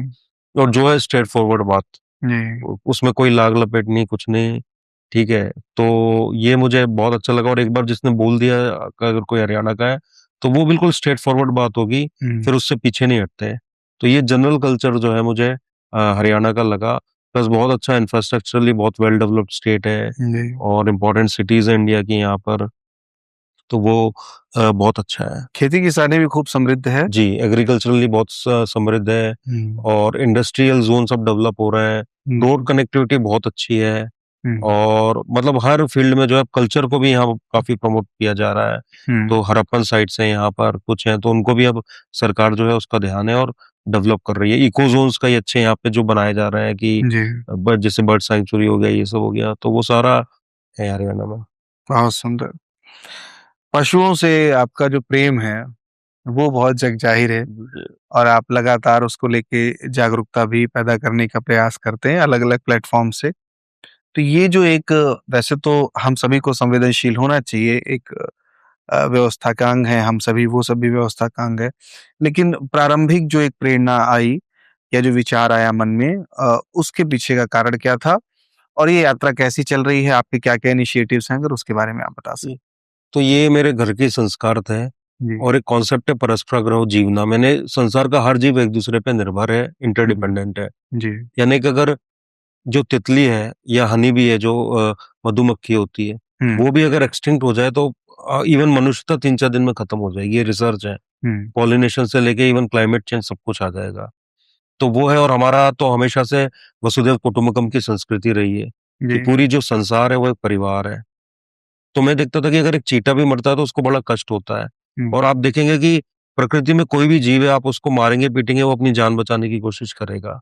माने उसके अंदर वो कॉन्शियसनेस है। तो लाइफ, और जो लाइफ की सैंक्टिटी, लाइफ की सेक्रेडनेस, जो पवित्रता है, वो बहुत इंपॉर्टेंट है। और हर जीव को हमको जो है प्रेम करना चाहिए। तो जो भी संभव हो सकता है, चाहे वो वृक्ष हो, चाहे पेड़ पौधे हो। जैसे कि हमने एक बंदर गोद ले रखा है। अच्छा। जी जी। तो उसकी माता की मृत्यु हो गई थी, और एक हाथ उसका भी काटना पड़ा क्योंकि जल गया था इलेक्ट्रिक करंट से। तो बंदरिया है बेसिकली उसका नाम, लेकिन बजरंगी है। तो वो मैं सिरसा में एज एसपी पोस्टेड था, तो मैं और धर्मपत्नी किसी एनिमल शेल्टर में गए थे, तो छोटी सी वो थी जो बजरंगी है। तो फिर हमने उसको गोद ले लिया। अभी वो रहती वहीं पर है। तो अभी उसने एक बच्चे को जन्म दिया, तो हमने शगुन में भी सारा जो वो होता है वो प्रोसेस किया उसका, कि हमारी बिटिया है ये। और ऐसे ही एक जगह में पोस्टेड था, तो ठंड में एक फीमेल डॉग थी, उसके 3-4 बच्चे थे, वो बहुत परेशान हो रहे थे। तो हमारी धर्मपत्नी सबको अपने घर पे ले आई, वो आज भी हमारे साथ है। तो वो घर में ही रहते हैं। तो जिससे जहाँ जो मदद हो जाए। परसों नरसों में जा रहा था, तो एक डॉग बेचारा लंगड़ा के चल रहा था, तो मैंने तुरंत एनजीओ वालों को फोन किया। वहाँ एक गार्ड था एटीएम वाला, मैंने भैया से बोला उनको कुछ पैसे देके कि इसको कुछ खिला के यहीं आप बिठा के रखना। और उनका नंबर एनजीओ को दे दिया कि आप आओगे तो ये मिल जाएगा। तो वो एनजीओ आई, और जो भी उसकी सेवा हो सकती है। तो मेरा तो ये है कि हेल्पिंग अदर्स हॉबी होना चाहिए। और जो हेल्पिंग अदर में भी हमारा डायमेंशन और पर्सपेक्टिव है, वो बियॉन्ड ह्यूमन बीइंग होना चाहिए, कि आप जिसकी जहाँ मदद कर सकते हो वो कर दो। और जानवरों के प्रति क्रूरता के ऐसे ऐसे किस्से हैं कि आपकी आंखों में आंसू आ जाएंगे। मैं एक जगह पोस्टेड था, तो बिल्ली के 5 छोटे छोटे बच्चे जिनकी जस्ट आंख खुली थी, उनको बोरी में रख के और पटक पटक के मार दिया। हमने उस पे एफआईआर की। अभी जी। मैं नूह में हूँ तो यहाँ ऊँट काटने के लिए लाए गए थे, हमने उसमें एफआईआर भी की और जो कार्रवाई बन सकती थी वो की। और इवन मतलब हम लास्ट तक उसमें फाइट की। हमको लगा कि इसमें डिसीजन हमारा शायद कोर्ट का सपोर्ट में ना आए, तो इवन आई मेड प्रिपरेशन की we will go to appeal up to high court और सुप्रीम कोर्ट। तो वो होना चाहिए। और मेरा तो ये मानना है कि जीवन में कि आप उस व्यक्ति की, उस जीव की जरूर मदद करें जो शायद आपको कभी थैंक्स भी ना बोल पाए। जी। तो वो जो है रियल सेवा है। और मैं सबको, नए ऑफिसर्स मेरे अंडर में भी ट्रेनिंग रहते हैं कि helping other should be your hobby. आप ये नहीं है कि नियम कानून में अड़ा दो, किसी को परेशान कर दो। कोई व्यक्ति अगर आ रहा है तो उसकी जहां से भी आप मदद कर सकते हो। कई बार दूसरे जिले का काम है, आप एक बार उसको फोन कर दो, उसको बोल दो। तो अभी मैं नूह में पोस्टेड हूँ, तो एक लेडी कहीं पंचकुला या अंबाला में थी, उसको किसी और काम के लिए गई थी। तो किसी ने ये बोल दिया कि आप अर्पित जी के पास से जाओ। तो वो सोचिए बस पकड़ के नूह आई। हालांकि आई डोंट नो कितनी मदद हो पाई नहीं हो पाई, पर मैंने सुनिश्चित किया हो कि वो अच्छे से अपने घर पहुंच जाए। वहां किसी ने कार्ड पे लिख के दे दिया कि आप उनसे मिल लो, वो आपकी वो किसी। तो मेरा ये मानना है कि, और सिर्फ पुलिसिंग तक वो नहीं है। मैं झज्जर पोस्टेड था, वहाँ एम्स का जो है एक सेंटर है कैंसर का, तो पुअर पेशेंट्स का कईयों का ट्रीटमेंट होता है। तो इतने लोगों के मेरे पास फोन आते थे। फिर मैंने एक पुलिस वाला जो उसी चौकी में था, मैंने उसको इसीलिए बोला था कि आप सारे डॉक्टर से कोऑर्डिनेट करो और उनकी हेल्प करो। तो अगेन आई एम सेइंग कि जहां संभव होना लोगों की मदद कर दो इस जीवन में। आप जहां भी बैठे हो, जो भी कर रहे हो, मतलब that should be the first part. जो एम्पैथी है, जो हेल्पिंग अदर्स है, वो जरूर हमारे व्यक्तित्व का हिस्सा होना चाहिए। और उसको दायरे को बढ़ा दो, सिर्फ मनुष्य तक वो मत रह के सको। जिस जीव की जहाँ जो मदद कर सकते हो उसकी अरे एक सर इसमें एक इसी का एक एक्सटेंडेड क्वेश्चन है, क्योंकि ये संवेदनशीलता हम सभी में हो, ये आवश्यक है। लेकिन जैसे हम इंसान के तौर पर एक किसी परिधि में बंद करके कई बार डिप्रेशन में आ जाते हैं, कमरे में बंद हैं, बाहर नहीं निकल रहे हैं, लोगों से नहीं मिल-जुल रहे हैं। उसी तरीके से जानवरों में भी बीते दिनों ये जो एक प्रवृत्ति देखी गई, क्योंकि लोगों को पालने का शौक है, लोग उन्हें पाल रहे हैं अपने घरों में। विशेष रूप से अगर हम फ्लैट्स की बात करें, तो वो दिन भर लोग बंद करके ऑफिस चले जा रहे हैं, फिर शाम को आ रहे हैं, उनको खुली हवा नहीं मिल पा रही है।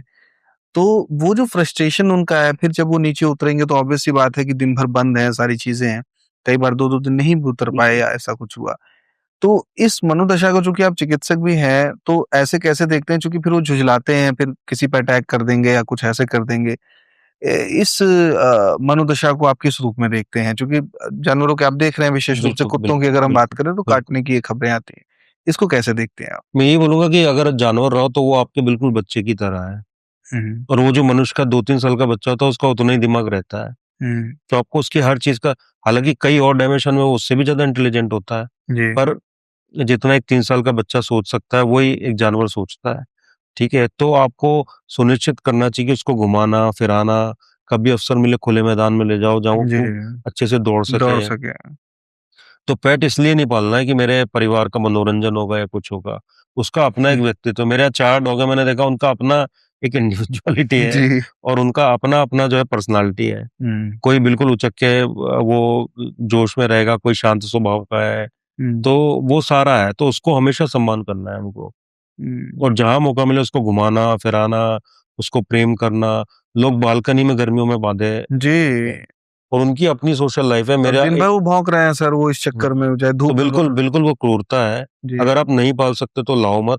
और हुँ, मेरे घर पे तो रोड वाले डॉग हैं तीनों चारों। हुँ, हुँ, इवन ब्रीडिंग इंडस्ट्री भी बड़ी क्रूअल है। हुँ, बार-बार वो डॉग को जो है ब्रीड करवाते हैं, उसके बच्चे करवाते हैं। हुँ, जब वो बूढ़ी हो जाती है तो उसको रोड पे छोड़ देते हैं।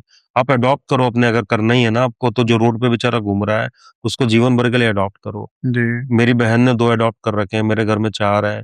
तो उसको जीवन भर जो है वो मिलेगा, क्या हुँ, कहते हैं, प्रेम भी मिलेगा, भोजन भी मिलेगा और उसकी स्वतंत्रता का, उसको समय पर भोजन मिले। वो क्योंकि अब आप पे निर्भर हो गया है छोटे बच्चे की तरह, जी, तो उसका ध्यान ज़रूर देना पड़ेगा। और उनकी सोशल लाइफ़ कितनी इम्पोर्टेंट है मैं आपको बताता हूँ कि मेरे घर में ही जो एक डॉग थी, उसको बचपन में पार्वो वायरस होता है, बड़ा भीषण बीमारी होती है, बचते नहीं उसमें डॉग, जी, तो वो हो गया था। तो क्या हुआ कि उसको बहुत ज़्यादा मतलब ये लग रहा था कि अब ये जीवित नहीं बचेगी, टिनटिन नाम है उसका। हुँ, तो मैंने डॉक्टर से बोला कि सर इसको कहीं अस्पताल में एडमिट करवा देते हैं या आप बताओ क्या करना है? तो उन्होंने कहा नहीं, इसको रख, आप आइसोलेट करके रखो एक कमरे में, जहाँ इसको उसकी माँ की और सबकी खुशबू आती रहे। पर इसको आप अगर वहां कर दोगे तो ये पक्का चली जाएगी। यहाँ उसको पता है कि उसके भाई बहन और माँ बाप मेरे आसपास हैं, तो आप देखोगे फटाफट हीलिंग होगी। तो हमने कोशिश करके उसके लिए एक अलग वो बनाया, अलग उसको रखा। और फिर वो 20-25 वो बस बेचारी अपनी माँ को देखती रहती थी दूर से, वो सकती, क्योंकि उनको भी बीमारी लग जाए तो उनको हम पास नहीं आने देते थे। वो मैंने देखा कि वो ठीक हो गई, अपना दौड़ने भागने लगी फिर से। वाह। तो ये खुद डॉक्टर ने बोला था, जो आप बोल रहे हैं ना कि जैसे मैन को बोला जाता है सोशल एनिमल है, ऐसे ही हर जानवर का भी अपना एक समाज और अपना उसको दूसरे से बॉन्डिंग करना सारा अच्छा लगता है। तो वो उनकी सारी नीड्स का हमको ध्यान देना चाहिए। और कोई भी जानवर आप पाल रहे हैं तो स्टडी जरूर करें कि क्या है इसके पीछे, कैसे उसकी हेल्प करना है। जी। अब सर कुछ क्वेश्चंस हम लोग, चूंकि आपका जो प्रोफेशन अपना है और आपके जो अपने अनुभव है क्राइम और इन सारे विषयों को लेकर थोड़ा आपसे बात करना चाहेंगे। सोशल मीडिया सर एक बहुत बड़ा अवसर भी है, बहुत बड़ा प्लेटफॉर्म है, और साथ ही कुछ खुराफाती प्रवृत्ति के लोग हैं कि जो उसको थोड़ा नकारात्मक तरीके से इस्तेमाल कर रहे हैं। तो क्या आपको ऐसा लगता है कि सोशल मीडिया के आने के बाद जो ये आपराधिक प्रवृत्ति के लोग हैं, उनके लिए एक ये बड़ा टूल बन गया है और ये बहुत निर्णायक भूमिका निभा रही है अपराध को थोड़ा सा बढ़ावा देने में? बिल्कुल, कई नेगेटिव चीजें वो डालते हैं जी। और एक जनरल ह्यूमन माइंडसेट होता है कि कोई नेगेटिव चीज आ रही है तो उसको वो जी। देखेगा। जैसे हम तो कहीं पे झाड़ू से अगर साफ कर रहे हैं रोड को, जी। और वो एक न्यूज़ छपी है अखबार में, हम्म। और बगल में एक न्यूज़ छपी है कि किसी युवा ने किसी के साथ छेड़छाड़ कर दिया, लड़ाई झगड़ा कर लिया। जी। तो आप देखोगे लोग उस न्यूज़ को ज़्यादा पढ़ेंगे, हम साफ-सफाई कर रहे हैं वो नहीं पढ़ेंगे। तो एक नेगेटिव के प्रति अट्रैक्ट होते हैं। और मैंने काफ़ी काम किया सोशल मीडिया पे। इवन कई जो गैंगस्टर हैं वो सोशल मीडिया के ज़रिए इन्फ्लुएंस करते हैं, अपने फुटवर्कर तैयार करते हैं। तो हम ऐसे अकाउंटों को आइडेंटिफाई करके उनको बंद करवाते थे। और अभी नूह में मैं पोस्टेड हूँ, तो मैंने यहाँ पर जो है स्पेशल सेल बनाया जो रोज वीडियो की स्क्रीनिंग करता है कि कोई वैमनस्य फैलाने वाला, कोई मतलब समाज विरोधी, या कोई मीडिया ट्रायल वाले की पुलिस का कोई चल रहा है उसमें अपना ट्रायल शुरू कर दिया सोशल मीडिया पे, वो सब तो नहीं चल रहा है। या युवाओं को कोई भड़का तो नहीं रहा अननेसेसरी। आप जेन्युइन क्रिटिसिज्म करो, पॉजिटिव क्रिटिसिज्म करो, I am always agreeing with that, but वो चीज नेगेटिव रूप में नहीं जाना चाहिए। तो बहुत बड़ा रोल है सोशल मीडिया का। और अब आप देखेंगे कि हर जगह सोशल मीडिया है, न्यूज़पेपर के सर्कुलेशंस भी कम हो रहे हैं, टीवी भी घरों में बंद सा हो चुका है, सबके हाथ में स्मार्टफोन है, वो रील्स देखते हैं या पॉडकास्ट देखते हैं, यूट्यूब देखते हैं और उसी से इन्फ्लुएंस होते हैं। तो हम सबका ये कर्तव्य भी है कि हम अच्छा कंटेंट जो है लोगों को प्रोवाइड करें, जिससे उनका एम्पावरमेंट हो, जिससे उनको प्रेरणा मिले, जिससे वो इंस्पायर्ड हो। तो वो सारा होना चाहिए। और जो नेगेटिव कंटेंट है, जैसे हमारी कंटिन्यूस टीम लगी हुई है, उसको हम कोशिश करते हैं कि उसको टाइमली रिमूव भी करवाएं। जी। अच्छा, क्रिमिनल साइकोलॉजी तो आपने बहुत इसके बारे में अध्ययन भी किया होगा और फील्ड लेवल पे भी आप देखते होंगे। ये ज्यादा खतरनाक क्रिमिनल जो है, जैसे सामान्य तौर पे हम लोग देख पाते हैं दो तरह के लोग हैं, एक है जो है बहुत गुस्सैल है और एक जो शांत दिमाग से अपराध को अंजाम देते हैं। तो आपका अपना अनुभव क्या कहता है, ज्यादा खतरनाक अपराधी कौन है, जो बहुत गुस्सैल है या जो बहुत शांत दिमाग से बड़े क्राइम को अंजाम दे रहा है? देखिए दोनों ही खतरनाक हैं क्योंकि जिसने 4-5 क्राइम कर दिए ना बड़े वाले हीनियस मर्डर या कुछ, जो मैंने इंटरोगेशन में पूछा, जो बातें जानी, वो फिर डिसेंसिटाइज हो जाते हैं उस चीज के लिए। मतलब उनकी उस चीज के लिए संवेदनशीलता खत्म हो जाती है। जैसे आप हमसे तो एक चींटी भी मर गई तो हम उसका कष्ट मनाएंगे कि एक जीवित जानवर का वो चला गया। गाड़ी के आगे कोई जानवर आ जाता तो हम दुखी हो जाते हैं उसको, समझ रहे हैं ना आप? बट उनकी वो संवेदनशीलता ही खत्म हो गई जब उन्होंने वो कर दिया है। तो वो बड़े खतरनाक हो जाते हैं। वो बस फिर चैलेंज लेते हैं कि मुझे इसका मर्डर करना है, उसका मर्डर करना है। उनको ये नहीं मालूम कि उसका परिवार का क्या होगा, उसके बच्चों का क्या होगा। तो एक तो वही होगा कि जिनको सडन गुस्सा आ जाता है वो तो बड़े दिक्कत वाले हैं, उनका भरोसा नहीं कि कब वो जाके क्या कर दें। और जो मेनली अगर आप फाइनेंशियल फ्रॉड और इसमें देखेंगे, उसमें आपको मिलेंगे दूसरी कैटेगरी के कि शांत दिमाग से शातिर होके वो कर रहे हैं। तो वो भी बड़े-बड़े फ्रॉड है, आपने देखे होंगे टीवी पे। तो कितने लोगों का फाइनेंशियल लॉस कर देते हैं, बेचारे लोग सुसाइड कर जाते हैं। तो दोनों जो है वो हमारे लिए बेकार है। और मेरा तो ये मानना है कि एक प्राइमोडियल प्रिवेंशन होता है जो मेडिकल में बोला जाता है कि आप कोई व्यक्ति क्राइम ना करे वैसा परिस्थिति आप जो है बनाओ। तो वही मैं बोलता हूँ कि युवाओं को स्पोर्ट्स में, पढ़ाई में, स्किल्स में ऐसा करो और plus right role model create करो उनके लिए। अगर रोल मॉडल्स राइट होंगे तो वो कभी भी गलत दिशा में नहीं जाएंगे। तो वो बहुत ज्यादा आवश्यक है। साथ ही अगर कोई थोड़ा सा भी क्राइम के प्रति जा रहा है, जैसे हम देखते थे कि कौन इंस्टाग्राम पे किसको फॉलो कर रहा है, कोई गैंगस्टर को तो फॉलो नहीं कर रहा, तो उन बच्चों के पेरेंट्स को बुला के मैं वो किया, एक ऑपरेशन गार्जियन था हमारा, तो उनके पेरेंट्स को बुला के उनको बुलाकर हम समझाते थे कि बेटा आप गलत संगति में जा रहे हो। ओके। और कई के दोनों वर्किंग पेरेंट्स हैं, देखते थे कि उनके बच्चे गलत उस पे कमेंट कर रहे हैं, गलत उस पे लाइक कर रहे हैं। तो हर महीने के लास्ट फ्राइडे में यही किया करता था ऑपरेशन गार्जियन में, कि बच्चों को बुला लिया, आवश्यकता पड़ी तो उनके पेरेंट्स को बुला लिया और उनको समझाया कि अभी तो आप उसको फॉलो कर रहे हो, लाइक कर रहे हो, फिर वैसी गतिविधि आप करोगे। तो ये प्राइमरी प्रिवेंशन है, आप पहले ही प्रिवेंट कर लो वो क्राइम में जाए। और ऐसे लोगों को जो गैंगस्टर ने अपना फुट सोल्जर बनाते हैं, उनको कोई क्राइम करवाना होता है, उससे बात करेंगे, सब करेंगे, तो वहां जाने से रोकना बहुत ज्यादा आवश्यक है। वो ऐसा माहौल उसको बनाएंगे कि बिल्कुल वो उम्र भी ऐसी होती है कि आप समझ भटक में जाते हैं, उसमें बिल्कुल। समझ में आता नहीं है। इतना आपका जो अनुभव रहा, चाहे ट्रेनिंग का, चाहे व्यवहारिक अनुभव आपका जो रहा, उस आधार पे एक बहुत व्यवहारिक प्रश्न जानना चाहूंगा, क्योंकि जो अपराध कर रहा है वो झूठ तो बोलेगा, ये तय बात है, पहली बार में तो मानेगा नहीं मैंने अपराध किया है। तो क्या सर बॉडी लैंग्वेज को पढ़ करके आप लोगों का अपना एक जो प्रारंभिक आकलन होता है, ये पता लगा पाते हैं क्या कि ये झूठ बोल रहा है, सच बोल रहा है बॉडी लैंग्वेज से? और लगभग मैक्सिमम केसेस में पता चल जाता है। जी। इवन हम भी नॉर्मल कन्वर्सेशन में पता चल जाता है कि कौन व्यक्ति मैनिपुलेट कर रहा है, कौन व्यक्ति झूठ बोल रहा है।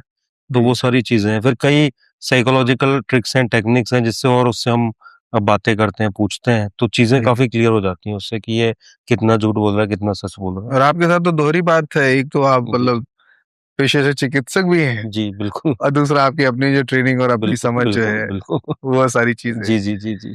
एक सर बड़ी महत्वपूर्ण बात इन दिनों जो हमारे सीनियर सिटीजन और ये लोग परेशान चल रहे हैं, क्योंकि अब क्या है कि डिजिटली एक्टिव रहना बहुत आवश्यक है, क्योंकि उम्र के उस पड़ाव पे हैं जहां पर उनके पास बहुत कुछ करने को नहीं है, तो सोशल मीडिया और ये सब एक जरिया है। लेकिन सर जो बहुत पढ़े लिखे लोग हैं वो भी साइबर ठगी से बच नहीं पा रहे हैं और जीवन भर की कमाई बस एक क्लिक करते ही पूरी चली जाती है, और आप बीते दिनों आपके पास तो तमाम ऐसे केसेस आते होंगे।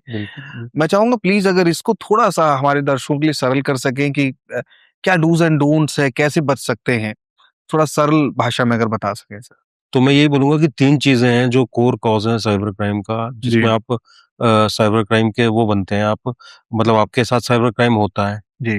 एक तो है लालच, जी। कि आपने किसी ने बोला कि मैं 50 रुपए डलवा दो, आपको 100 रुपए दे दूंगा, 100 रुपए डलवा दो। जैसे एक मेरे नोन थे, उनसे बोला कि आप 7,000 इन्वेस्ट करो, आपको 10,000 मिलेंगे। 10,000 आ भी गए। फिर उसने बोला 20,000 करो, आपको 40 मिलेंगे, तो 40 भी आ गए। अच्छा। ऐसे करते करते कम से कम वो 50 लाख उनके फ्रॉड कर गया। मतलब लास्ट में जब 25-30 लाख जितने डले वो फिर आए नहीं कभी लौट के। ओहो। तो जबकि वो पेशे से चिकित्सक है, डॉक्टर है, ठीक जी। है। तो एक तो था लालच, बिना मेहनत के या बहुत ज्यादा इंटरेस्ट पे कोई पैसा दे रहा है तो वो कभी भी मतलब वो गलत ही है पक्का, ठीक है ना। दूसरा है डर, कि आपको बोल दिया कि वर्चुअल अरेस्ट हो गए हैं आप, ठीक है ना, आपका कोई सामान वहां पकड़ा गया है। ये इसमें सीनियर सिटीजन बहुत प्रभावित हुए हैं, जी। ठीक है। या कोई आपको वीडियो कॉल करेगा, आपका कोई भी वीडियो बना लेगा, तो आपको डरना नहीं, अगर ऐसा हो भी गया तुरंत पुलिस को बताएं आप, जी। ठीक है। एक होता है इग्नोरेंस, की नॉलेज ही नहीं, कोई ओटीपी आया कहीं क्लिक कर दिया उसको, कहीं शेयर कर दिया। तो ये बेसिक 3 प्रिंसिपल हैं। तो मैं सबसे यही बोलूंगा कि एक तो अपने मोबाइल को, सबसे सिंपल है कि एक बार स्विच ऑफ करके स्विच ऑन जरूर रोज करना चाहिए, छोटे मोटे जो बग्स हैं वो चले जाते हैं। एक एम कवच ऐप है गवर्नमेंट ऑफ इंडिया का, उससे ऑलमोस्ट जो फेक टाइप के जो एप्स हैं जो बिल्कुल इनसिक्योर हैं, जिनका सिक्योरिटी पैच उनमें है नहीं, वो अपने आप उसको स्क्रीन कर देता है। तो वो हो गया। जी जी। क्या नाम होता है? एम कवच? एम कवच है, कवच करके आप डालेंगे तो आ जाएगा वो। तो काफी अच्छा है, आप कोई भी ऐप डालेंगे तो वो बता देता है कि इसमें कोई रिस्क नहीं है या कोई बग है या कुछ नहीं है। वो हो गया। तीसरा जो है, किसी से भी अपना ओटीपी, अपना पासवर्ड आपको शेयर नहीं करना कभी भी, वो आपको मालूम होना चाहिए। और उसको ऐसी जगह लिखो कि आप ही को मालूम हो कहाँ लिखा है। पता चला आपने कागज पे लिख दिया, वो कागज गुम गया, या कहीं व्हाट्सएप ग्रुप पे डाल दिया, तो वो हो गया। तो वो कब ना किसी से शेयर करना है। अब डबल ऑथेंटिकेशन आ रहा है जो सीनियर सिटीजन्स के लिए बहुत हेल्पफुल है, कि ओटीपी एक आपके फोन पे भी आएगा और एक आपके किसी रिश्तेदार, आपके बेटे या किसी पे आएगा। तो कोई भी ट्रांजेक्शन होगा, तो अगर वो लग रहा है, वो आपसे फोन करके पूछ लेगा कि आपने कहीं ट्रांजेक्शन तो नहीं किया। तो वो मैक्सिमम बैंक जो है वो उसको स्टार्ट कर दिया उन्होंने, डबल ओटीपी का जो ऑथेंटिक वेरिफिकेशन है। अननोन नंबर, देखिए आपके मेरे फोन बुक में लगभग 4,000 से 5,000 कॉन्टेक्ट होंगे। अब इसके अलावा भी अगर कोई कॉल कर रहा है तो थोड़ा सा उसको सस्पिशियस दृष्टि से देखे। तो unknown WhatsApp call, unknown video call, ये सब नहीं उठाना है। हमारे उस पर रात को 2 बजे कोई वीडियो कॉल कर रहा है, कुछ कर रहा है, तो वो सब आपको उठाना ही नहीं है कभी। आप फिर वेरीफाई कर लो, आजकल ट्रू कॉलर किसी से नंबर पता चल जाता है, नाम ठीक है, अर्जेंट है, अब जैसे पुलिस में तो अनलिमिटेड कॉल आते हैं, तो आई पर्सनली एक बार मैं चेक कर लेता हूँ, फिर मैं या तो किसी को बोल देता हूँ कि कॉल बैक कर लो, या आवश्यकता होती है कोई पैनिक में तो मैं खुद कॉल कर लेता हूँ। जी। बट वो सबके लिए वो भी अप्लाई नहीं होता, तो जो अननोन नंबर है उसको जितना आपको अवॉइड करना है, थोड़ा वेरीफाई कर लो अवॉइड की जगह, कि हाँ ये गलत नंबर से तो कॉल है, वो नहीं आ रहा। फिर कोई भी आपको अगर गड़बड़ लग रहा है, जैसे मैंने कई बार देखा कि वो वर्चुअल अरेस्ट कर लिया, एक वहां पुलिस वाला बन के बैठा होगा, वो आपसे बात करेगा। जी। तो ऐसी कोई भी घटना हो रही है, अगर पैसे देना भी है तो अपने बच्चों को या किसी नोन को बता दो आप कि जो है ये दिक्कत हो रही है, तो वो एटलीस्ट और बेटर आपको डिसीजन लेने में हेल्प करेगा। तो वो सारा जो है उसका ध्यान रखना है आपको। प्लस अपने सारे ऐप जो हैं, और जो भी हमारा एंड्रॉइड वर्जन है या कोई आईओएस यूज कर रहा है, उसको कंटिन्यूअसली आप जो है अपडेट करते रहो।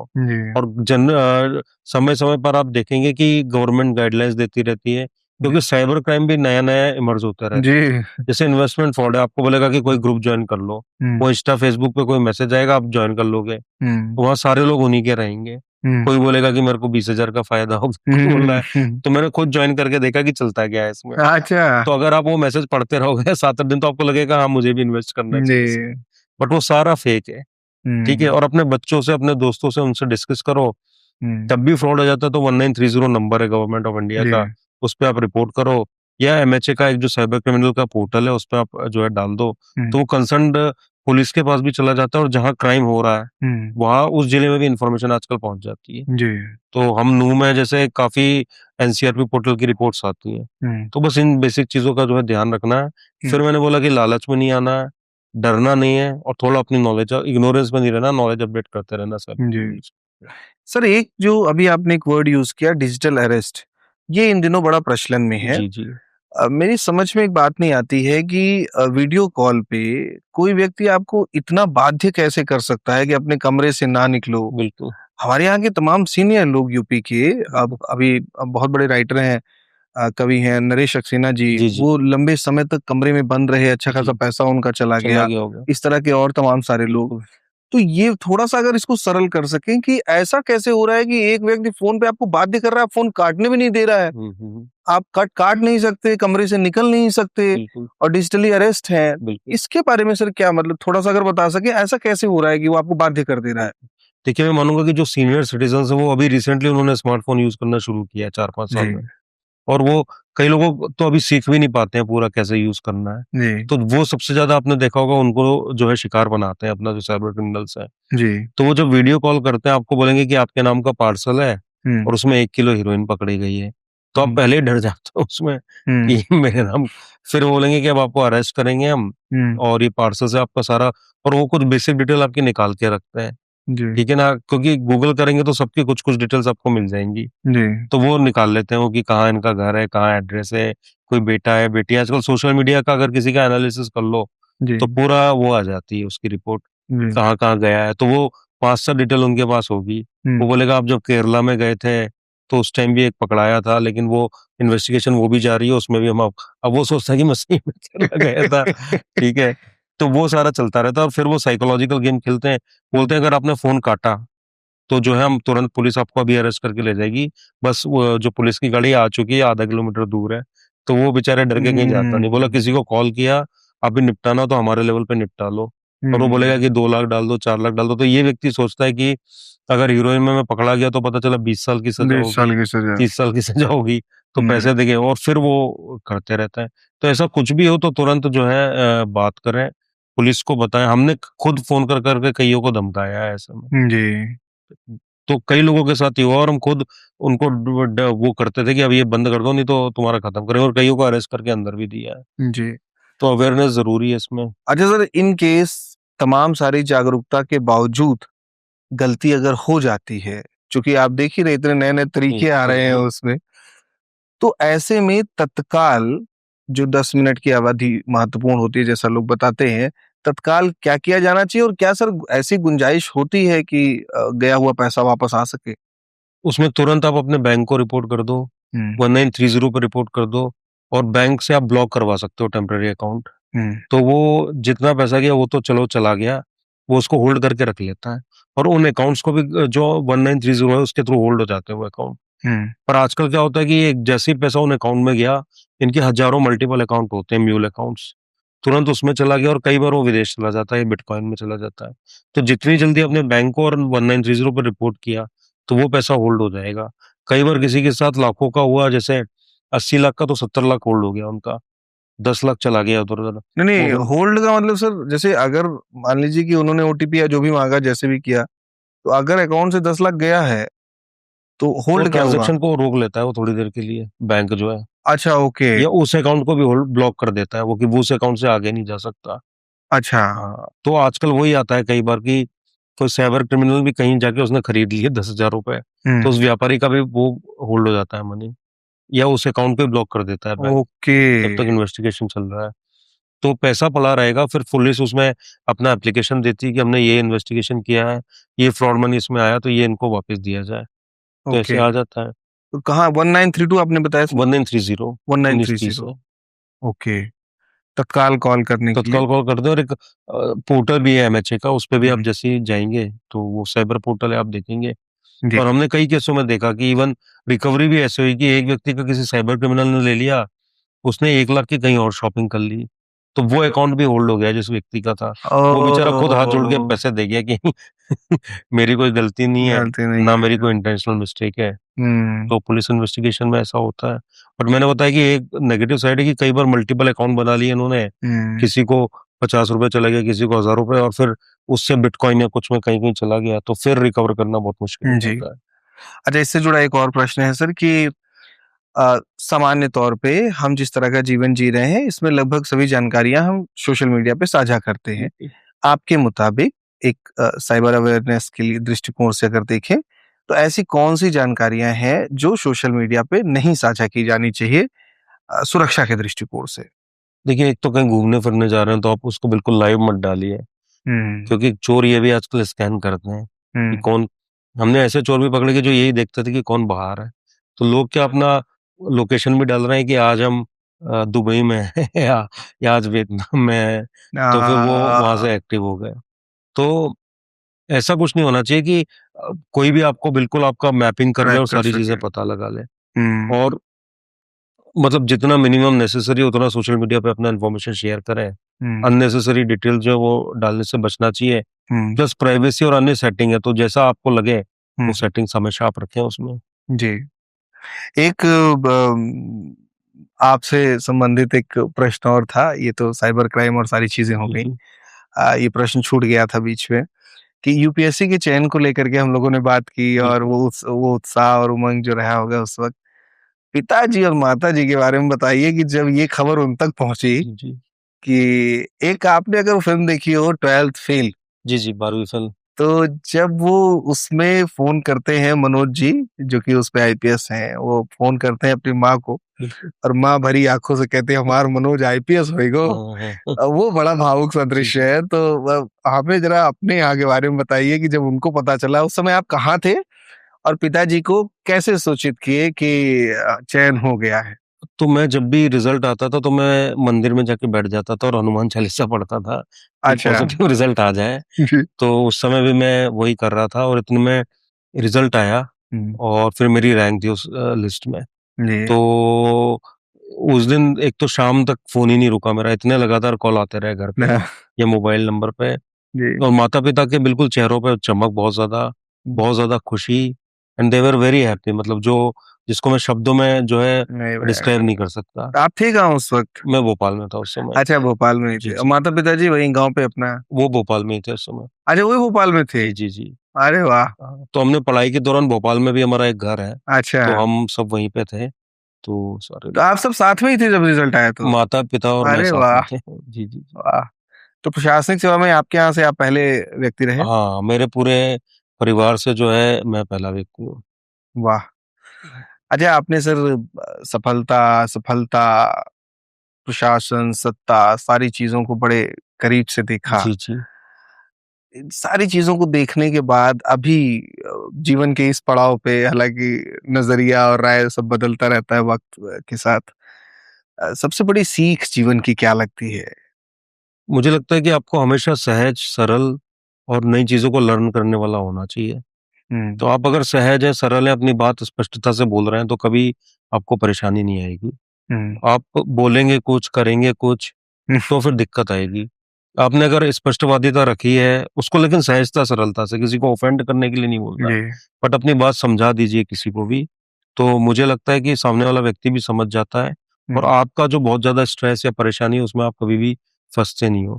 तो जी। मेरा हमेशा ये रहा कि मैंने सम्मानजनक सबसे, कोई भी कॉम्प्लेक्स चैलेंजेस आए तो सम्मानजनक रूप से सबसे बात की, स्पष्ट उनको बताया कि क्या वो है, और अपनी ऑथेंटिसिटी जिसको बोलता हूँ, मैंने वो हमेशा रखा कि ये ऑथेंटिक इश्यू है। जी। और हमेशा नया-नया जो है सीखते रहो। जैसे मैं एआई-वेआई सब अभी पढ़ता रहता हूँ, अच्छा। ट्रेनिंग कोर्सेज़ करता रहता हूँ, हुँ। जो एडवांसमेंट चल रहा है, तो वो मेरा हमेशा प्रयास रहता है कि कौन से नए वो आए हैं, तो मैं इवन आईपैड और वो सब सारे लेटेस्ट, हमेशा मेरी कोशिश रहती है कि उसमें कोई नई चीज़ तो नहीं आ गई है। जी। तो हमेशा अपने आप को अपग्रेड करते रहें, पढ़ते रहें, इम्पोर्टेंट डिसीजंस जो है कोर्ट के वो देखते रहें, जैसे हमारा प्रोफ़ेशन है। जी।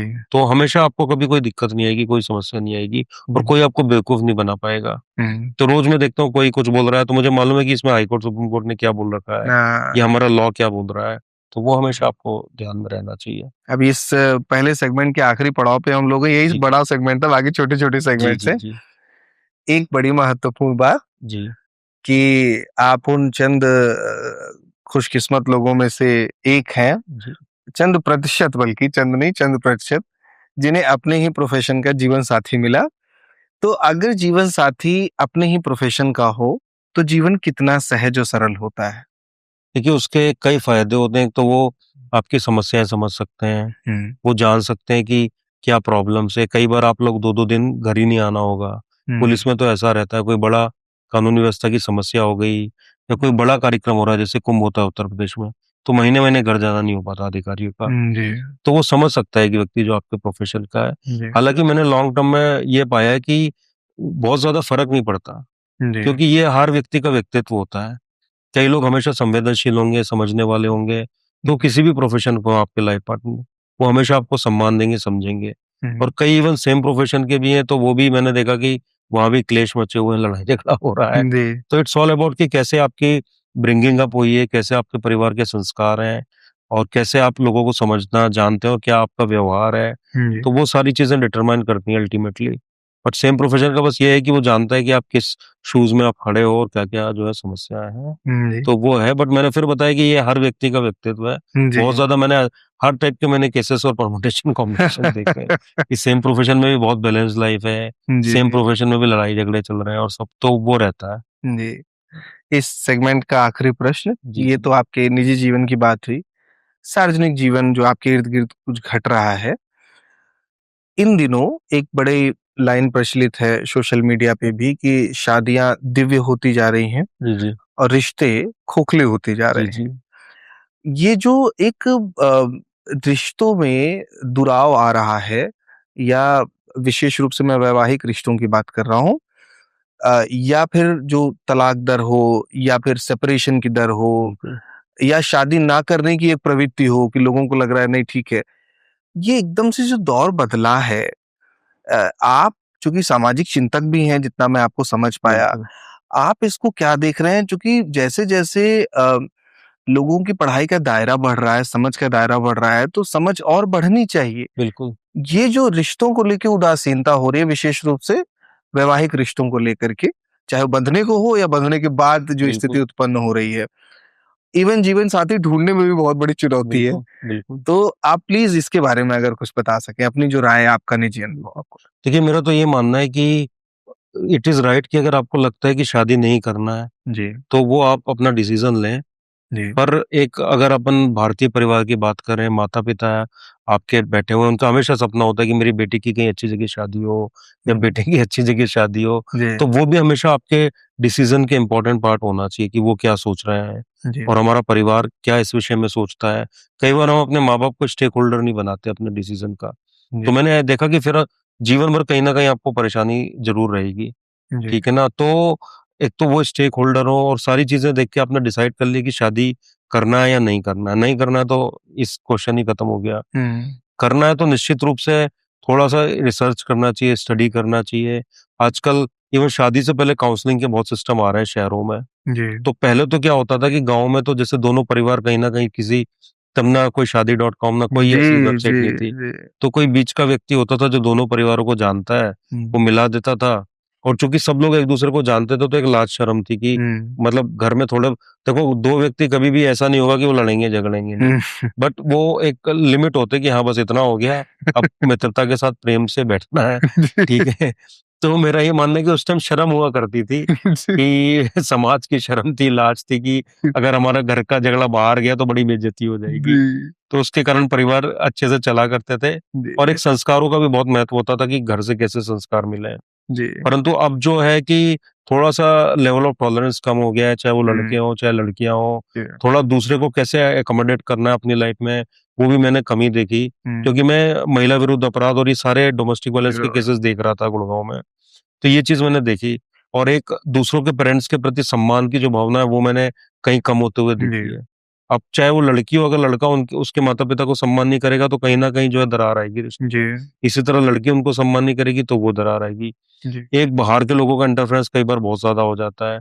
मैंने हमेशा बोला है कि हम पूरी दुनिया भर से तो समस्याएं पूछते रहते हैं, जब लाइफ में कोई ट्रबल आती है अपने साथ हम 1 घंटे भी नहीं बैठते, तो वो बहुत आवश्यक है कि हम अपने साथ बैठें, सेल्फ इंट्रोस्पेक्शन करें। इसी तरह शादी में कोई समस्या, आप दोनों अलग चले जाओ कहीं, बैठ के उसको निपटा लो। जहां थर्ड पर्सन फोर्थ पर्सन आएगा ना या दूसरे इंटरफेयर करेंगे तो मुझे नहीं लगता कि आपकी शादी बहुत ज्यादा बच पाएगी। तो ये सारी चीजें हैं और कोशिश करना चाहिए कि शादी हमारी बच्चे अच्छा रहे, बच्चे अच्छे से हों। पर आपको लग रहा है कि अब नहीं, अंडरस्टैंडिंग नहीं बन रही है, तो मैं हमेशा सबको सलाह देता हूँ कि फिर आप म्यूचुअल कंसेंट से, अगर आपको लग रहा है अच्छे से नहीं हो सकता तो उसमें भी सेपरेट हो जाओ प्रेम पूर्वक। मतलब ये मत करो कि बहुत ज्यादा आपने पुलिस में उसको बिल्कुल ईगो पे इशू ले लिया है, ये भी बहुत बड़ी समस्या है जेल में सजा दिलवाऊंगा और ये करूंगा, उसमें पूरा जीवन निकल जाता है। लोग 10-10 साल जो है केस लड़ते रहते हैं। तो या तो शादी चल रही है, अच्छे से बसना है तो वो चलने दो, लग रहा है नहीं बन रही तो पीसफुली बैठो, अपना एक उस पे आओ, कंसेंट लेके अपना आप सेपरेट हो जाओ। मैंने ऐसे भी केस देखे हैं कि जिनका शादी नहीं बन पाई, अच्छे परिवार के बच्चे, बिल्कुल माता पिता के रजामंदी से शादी हुई, तब भी शादी नहीं चल पाई। वो मेरे पास आए, मैंने दोनों को समझाया कि अब जब नहीं बन रहा है या तो बैठ लो, तुम 7-8-10 दिन का टाइम ले लो, नहीं बन रहा है तो अपना म्यूचुअल कंसेंट से सेपरेट हो जाओ। वो दोनों सेपरेट हो गए, उनकी फिर शादी हो गई कहीं और बढ़िया से उनका परिवार चल रहा है। तो जहां अंडरस्टैंडिंग बैठ गई तो ये है, तो ये बहुत ज्यादा आवश्यक है। और थोड़ा सा सबको झुकना भी आना चाहिए, ह्यूमिलिटी भी होना चाहिए और अपने ईगो को भी पीछे रखना आना चाहिए अगर रिश्तों को निभाना है। तो वो सारी चीजें बहुत ज्यादा आवश्यक है आज के समय में।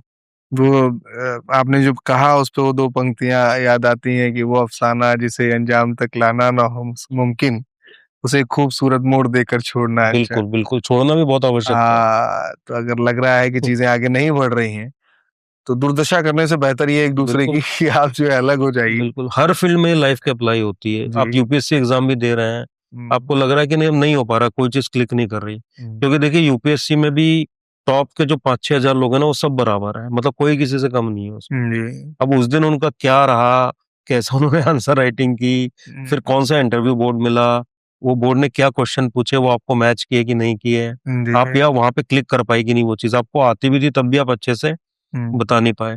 तो ये सारी चीजें एक टाइप से परमुटेशन कॉम्बिनेशन है जो मैं मानता हूँ। ये सारा कोइंसिडेंस जब मैच होता है तब आपका सिलेक्शन होता है। तो मैंने फिर बताया कि टॉप 5-6 थाउजेंड ऑल आर बराबर, उसमें कोई भी रैंक 1 आ सकता है, कोई भी लिस्ट से बाहर हो सकता है। तो वो सारी, किसी का क्वेश्चन पेपर छूट जाता है, किसी का इंटरव्यू ऐसा बोर्ड मिल गया कि वो बिल्कुल उसने जो क्वेश्चन पूछे वो बेचारा बता ही नहीं पाया। ठीक है, लोगों को साल साल भर में किसी की पर्सनालिटी नहीं पता चलती, वहां तो आधे घंटे में आपकी पर्सनालिटी चेक हो रही है। तो कई बार चीजें अगर क्लिक नहीं कर रही हैं तो ऑलवेज बेटर है कि आप देखो कि अब मेरे लिए और दूसरा रास्ता कौन सा है। तो बिल्कुल जो आपने बात बोली वो हर जगह लाइफ में अप्लाई होती है। जी, तो बहुत धन्यवाद सर, हमारा पहला सेगमेंट यहाँ समाप्त होता है। आपने बहुत विस्तार से सभी प्रश्नों के उत्तर दिए और आपकी अनुमति हो तो हम दूसरे सेगमेंट की ओर आगे बढ़े। इसका नाम है पहली पहली बार। जी,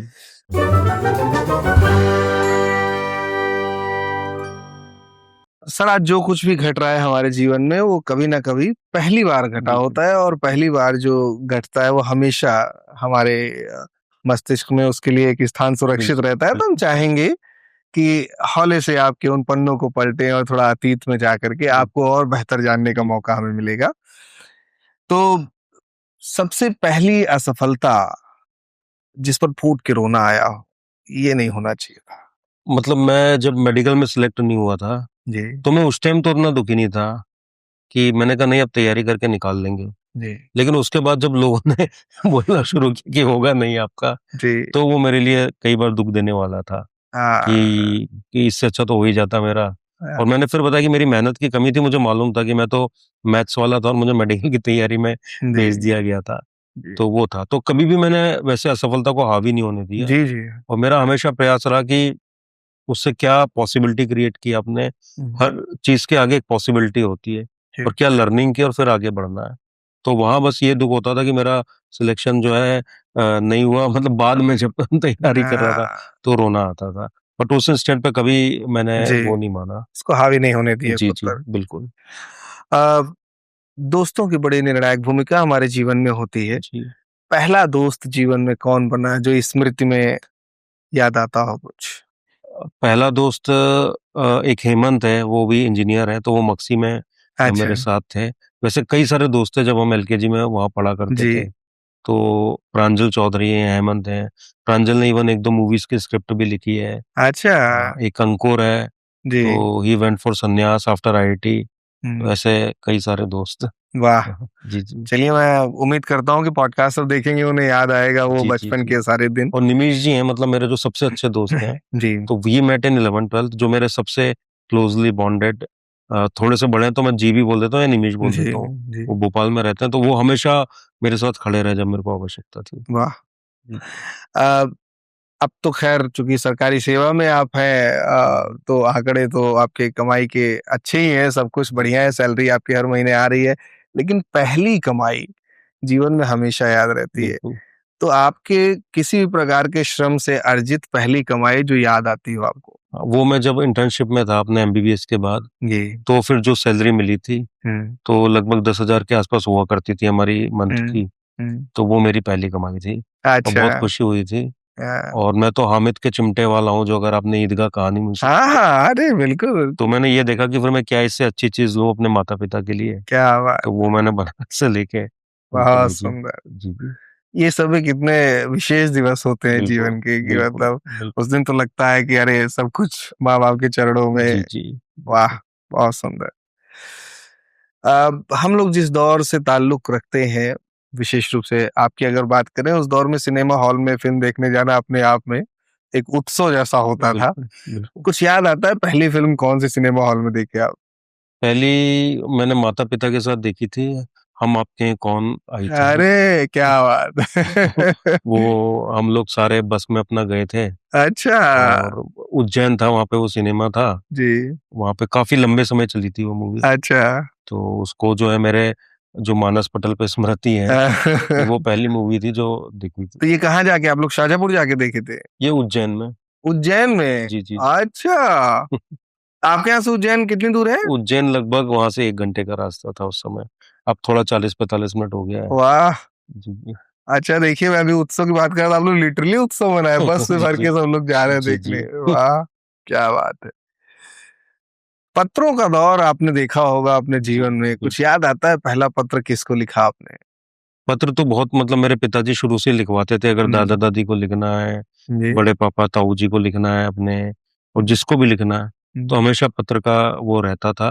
हुँ। और मेरी माताजी का बहुत वो था कि हैंडराइटिंग बहुत अच्छी होना चाहिए, तो मैं हाँ, हमेशा, और बीच में कुछ समय में नवोदय विद्यालय होते तो वहाँ पढ़ने गया था, जी। तो वहाँ तब फ़ोन तो होते नहीं थे, हुँ, तो जो पोस्ट कार्ड होता है उसी पे लिख के हुँ, और भेजे जाते थे।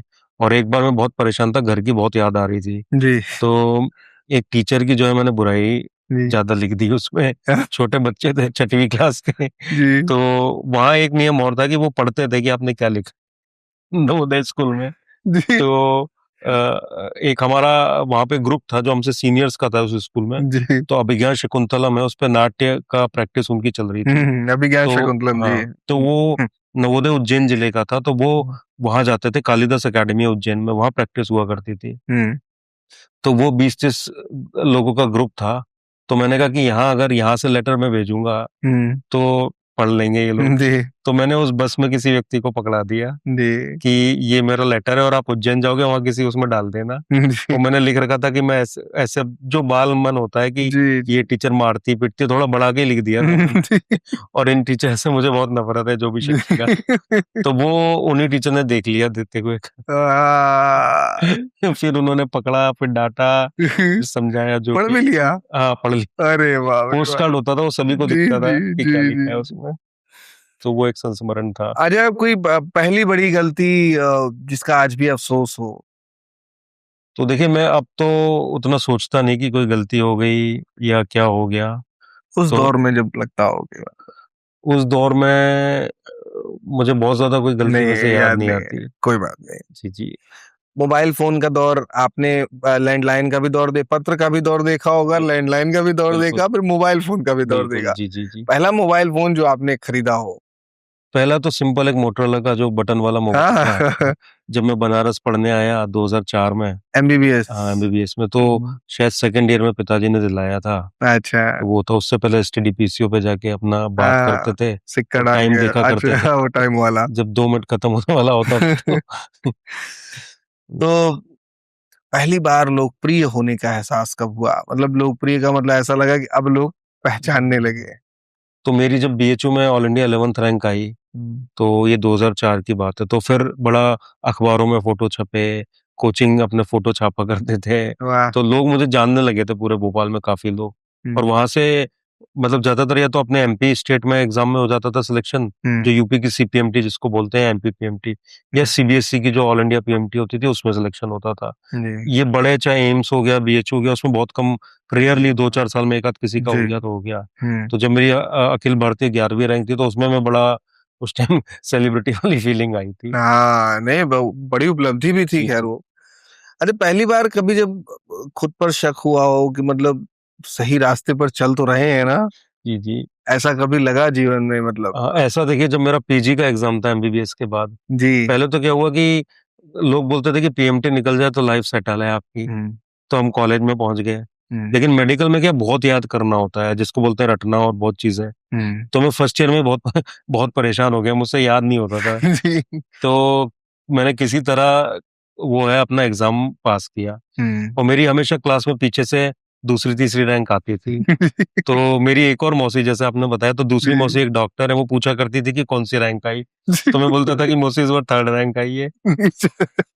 नीचे से बोलता नहीं था। तो मौसी बोलती थी कि अगली बार फर्स्ट आना है, मैं बोलता था अगली बार। तो ऐसे मैंने ये पूरा सही ना। पूरा एमबीबीएस मैंने पास किया। फिर आ गया पीजी का एग्जाम। जी तो जब पीजी का अगले दिन एग्जाम था, मैंने उसके लिए बहुत मेहनत की अपनी इंटर्नशिप में बैठ के। जी और तो मतलब मेरे दोस्तों ने पकड़ पकड़ के पढ़ाया कि पढ़ना है अपन को किसी तरीके से। जी। तो पूरा रटा, पूरा याद किया। लेकिन जब एक रात पहले थी, तो मुझे लगा मैं सब भूल चुका हूँ। तो मेरी अच्छा। आंखों में आंसू आ गए कि वो कौन सा दिन था जो मैंने बायोलॉजी लेके मेडिकल तैयारी की थी। तो जी सही में आंसू आ गए मेरे, मतलब। फिर मैं सो गया। अगले दिन जो भी पीजी का एग्जाम दिया, मेरा हो गया वहां पे। थोड़ा बीएचयू का अपना एक पीजी का होता है, तो उसमें हो जी गया था जी सिलेक्शन। तो ये था। पर उस दिन जी। मैं दुखी हो गया था कि मतलब नहीं, कौन सा दिन था कि जो मैंने कहाँ से कहाँ जो है। लेकिन वो मौसी चला रोचक किस्सा था कि तीसरी है जी जी अगली बार पहली लाना। जी जी। तो उनको तो पता नहीं नीचे से बात हो बिल्कुल। रही है। ये बढ़िया था। तो सर, पहली बार शरीर पर पुलिस की वर्दी पहनने का अनुभव कैसा था? बहुत अच्छा लगा था एनपीए जाके। जी और फर्स्ट टाइम एक्सपीरियंस था वहां पे। तो बड़ा गर्व भी महसूस हुआ। जी और फिर फटाफट फोटो खींच के घर वालों को भेजी। जी तो बड़ा मतलब सेंस ऑफ रिस्पॉन्सिबिलिटी कि अब लोगों के लिए कार्य करना है जी और एक अच्छा अपना वो बनाना है। हम्म, और ये होता था कि मतलब मूवी में हम लोग देख के आते थे पुलिस की वर्दी, जी तो वो आज अपने खुद को शीशे में देख रहे थे। तो हम्म, बड़ा अच्छा एक्सपीरियंस था वो। जी। जीवन की पहली बड़ी सफलता किसे मानते हैं आप? मैं सबसे बड़ी सफल मानता हूँ मेडिकल में अपना सिलेक्शन होना। एमबीबीएस का जो आप। उसने मेरा बड़ा पुराना, जो स्कूल में भी उतना अच्छा पढ़ने में नहीं था, हम्म उसको तो तोड़ दिया, उस मिथ को। तो हम्म। मैं वहां पहुंच गया था। पहला कोई ऐसा केस जिसने रातों की नींद छीनी हो आपकी? पहला ऐसा केस तो कई सारे थे। हम्म जैसे कि वहां पे भी हम लोग, बीएचयू में बहुत मेहनत करवाई जाती है। हम्म तो इंटर्नशिप में जब मैं था, तो एक बार एक गाड़ी का एक्सीडेंट हो गया वाराणसी में। तो करीबन 5-6 लोग थे जो बहुत ही ज्यादा सीरियस थे। जी। तो हम लोग रात भर उसमें, इमरजेंसी में मेरी ड्यूटी थी, उनकी सेवा में, उनकी हेल्प में, उनकी ओटी शिफ्ट करवाना, ये करवाना, वो लोग उसमें लगे रहे। जी। तो वो तो मेडिकल वाला था। पुलिस में कई ऐसे केस हैं, कोई बड़ा मर्डर हो गया, कोई बड़ा कुछ भी हो गया, तो फिर कई बार 2-2 3-3 रात आप लगातार लगे रहते हो उसमें। जी जी। पहली बार जब किसी क्राइम सीन को आपने देखा, उसका अनुभव कैसा था? क्योंकि ट्रेनिंग लेना और क्राइम सीन पर, एक्चुअली विभत्स क्राइम सीन की बात कर रहा हूँ, उसका अनुभव कैसा था, या मतलब अंतर्मन में क्या भावना कैसी चल रही थी? तो वैसे तो देखिए, ट्रेनिंग में काफी मेंटली टफ आपको बना देते हैं, पर मैंने जब देखा तो एक तो मैंने वो देखा था कि एक परिवार ने जो है, माता पिता और उनके 2 छोटे बच्चे, चारों ने फांसी लगा ली थी। तो पहले बच्चों को फांसी पे टांगा और फिर आहा। माता पिता दोनों, जो भी आर्थिक तंगी या कोई परेशानी थी। तो बड़ा दुखद था। मैं बहुत दिन तक सोचता रहा कि इतना क्या हो गया, किसी से पैसे मांग लेते, कुछ हो जाता। तो वो मेरा फर्स्ट जो है, अभी तक मुझे याद है, पुलिस की ट्रेनिंग में आने के बाद है। फिर उसके बाद कई सारे ऐसे केसेस देखे कि जिसमें मर्डर भी देखे, सुसाइड भी देखे, और ऐसे केस देखे कि मर्डर करके पूरी बॉडी जला दी उन्होंने, हड्डियां पड़ी हुई है वहां पर। तो जी वो सारे कई केसेस आते रहे।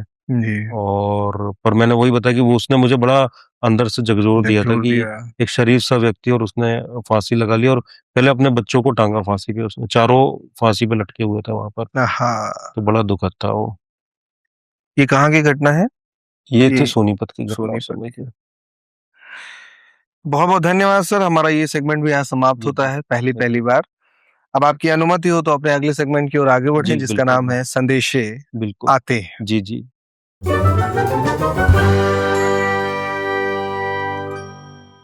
तो इस सेगमेंट में सर, संदेशे आते हैं में जी जी बिल्कुल। हमारे दर्शकों को जब पता चलता है कि हमारे गेस्ट आ रहे हैं, तो वो अपने ढेर सारे प्रश्न भेजते हैं। सारे प्रश्नों को तो सम्मिलित कर पाना संभव नहीं है, तो कुछ प्रश्न वहां से लेकर के आया हूँ। ये हमारे दर्शकों के प्रश्न हैं। जी बिल्कुल। एक हमारे दर्शक पूछते हैं कि, ये ज्यादातर प्रश्न यूपीएससी से रिलेटेड है, कि यूपीएससी एस्पिरेंट्स जो हैं वो सबसे बड़ी गलती क्या करते हैं? देखिए, सबसे बड़ी गलती वो ये करते हैं कि सिलेबस को लेकर उनको क्लैरिटी नहीं होती, हम्म और मल्टीपल बुक से कुछ ना कुछ पढ़ते रहते हैं इधर उधर से। हम्म तो एग्जाम में क्या होता है ना, कि जैसे ऑब्जेक्टिव एग्जाम है, एक उनको ये भ्रम होता है कि चीजें मुझे याद नहीं रह रही हैं। ठीक है। हम्म तो बहुत सारे सेल्फ डाउट में जीते हैं। नंबर 1 तो, और क्लैरिटी। 2 पॉइंट्स में बताऊंगा कि एक तो सेल्फ डाउट हो गया, एक लैक ऑफ क्लैरिटी होती है। हम्म। देखिए, क्लैरिटी होती है तो अपने आप कॉन्फिडेंस आता है। जब आपको क्लियर मालूम है ना कि मुझे यहाँ जाना है, जी। तो कॉन्फिडेंस अपने आप आ जाएगा आपको। हम्म तो अब सेल्फ डाउट कैसे होता है कि मुझे याद नहीं हो रहा। कोई हम्म हिंदी मीडियम का, तो मैंने देखा वो यही रोता रहता है कि अंग्रेजी मुझे समझ में नहीं आती, उस पर हम्म काम नहीं करता वो। हम्म ठीक है। तो ये 2 चीजें हैं। और अब क्लैरिटी की बात मैं करूंगा, तो जैसे यूपीएससी प्रीलिम्स है, हम्म। वो ऑब्जेक्टिव होता है, आंसर हमेशा आपकी आंखों के सामने है, उसमें रटने का कोई रोल ही नहीं है। जी। माने एक पेंटिंग लगी है, मैं बस ये पूछ रहा हूँ कि जो है, नीले रंग के कपड़े किसने पहन रखे हैं, तो आपको दिखाना ही है। वो है आपका प्रीलिम्स का पेपर। अब आ जी। गया मेंस। मेंस में आंसर राइटिंग करना होती है। मैक्सिमम 10, 15 या 20 नंबर के क्वेश्चन आते हैं। हम्म ठीक है। अब 10 नंबर का अगर क्वेश्चन है, हार्डली आपको 7 साढ़े 7 मिनट में उसका आंसर लिखना है। जी अब आपको ज्ञान तो इतना है कि आप 2 घंटे उस पर लिख सकते हैं, जी। तो भी आप फेल होते हैं यूपीएससी में। हम्म समझ रहे हैं? और कम ज्ञान है तो भी फेल होते हैं। तो जी। आपके शॉर्ट में नोट्स होना चाहिए हर टॉपिक के, 1-1 2-2 पेज के। उसमें 10-10 12-12 पॉइंट हो हर टॉपिक के। और हम्म वो बिल्कुल याद होना चाहिए आपको, कि कोई रात को भी उठा के पूछ लेना तो आप बता पाए उसमें। तब आप 7 मिनट में उसका आंसर लिख पाएंगे।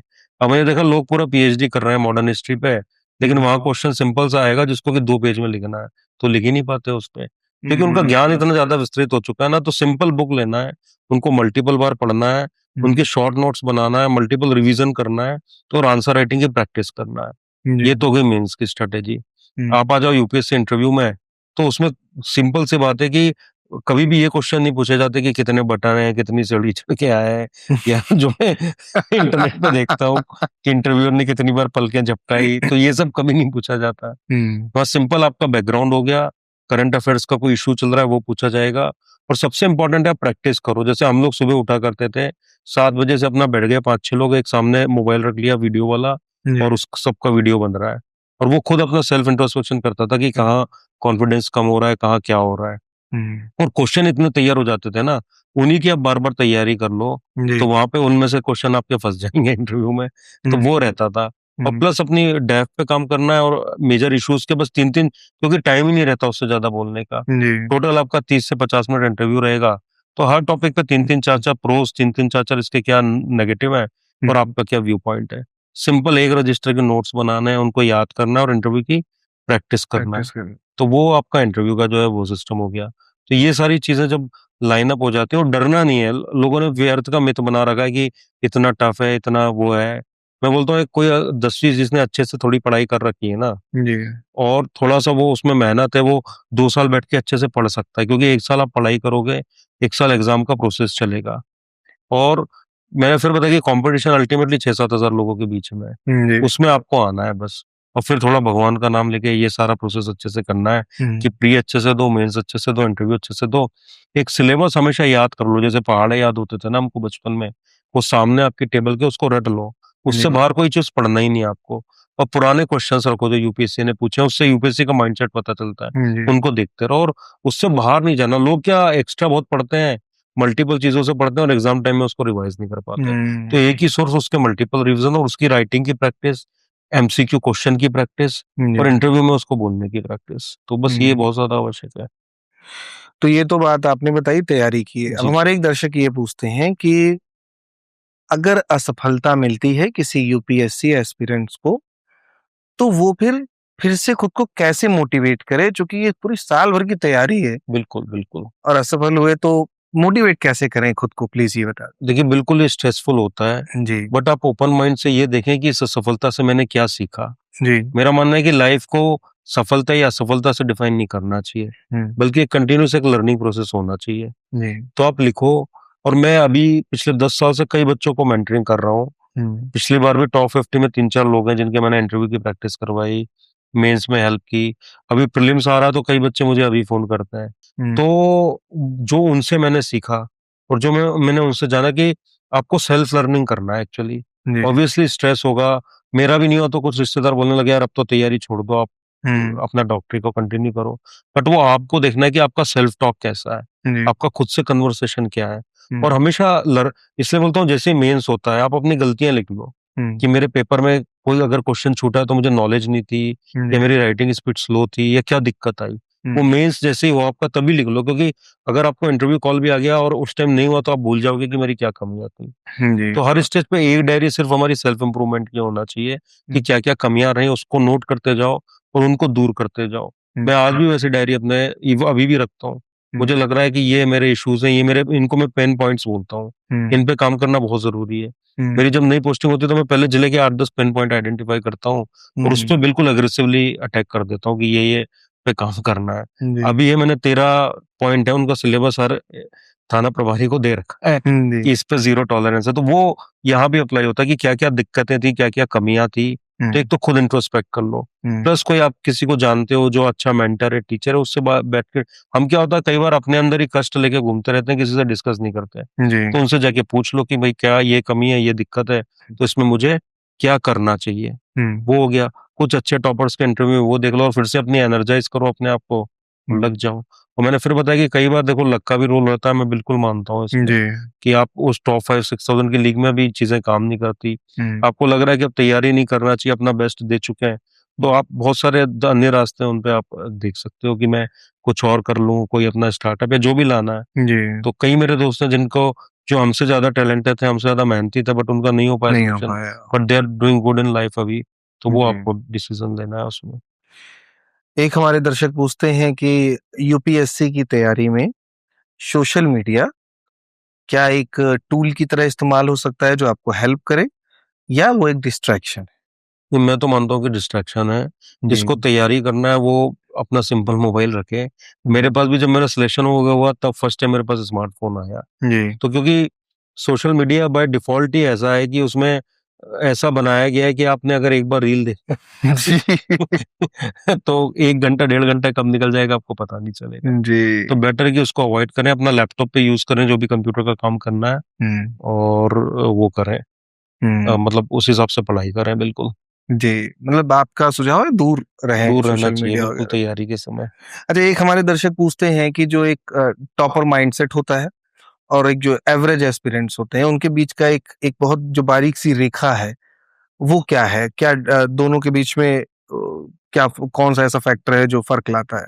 मैं मानता हूँ कि वो सिर्फ होता है कि अपने आप को लर्निंग प्रोसेस में रखना हमेशा, और ओपन रखना अपने दिमाग को। जी कोई अच्छी चीज कहीं से मिल रही है, उसके नोट्स बना लो, उसको पढ़ लो। जी और एक एवरेज होता है, वो सोचता है कि मैं ही सबसे अच्छा हूँ, मैं ही पढ़ रहा हूँ जी और कुछ हो नहीं सकता। तो हम्म, कीप लर्निंग ऑलवेज, और अपने कर्म पे ज्यादा ध्यान दो रेदर देन कि रिजल्ट क्या होगा, मेरी फर्स्ट रैंक आएगी कि थर्ड रैंक आएगी। जी तो कंटिन्यूस लर्न करते रहो, अपने कर्म पे अपना सर्वश्रेष्ठ दे दो, और जो जहाँ से अच्छा मिले कोशिश करो कि उसको अपने पार्ट ऑफ प्रिपरेशन बनाना है।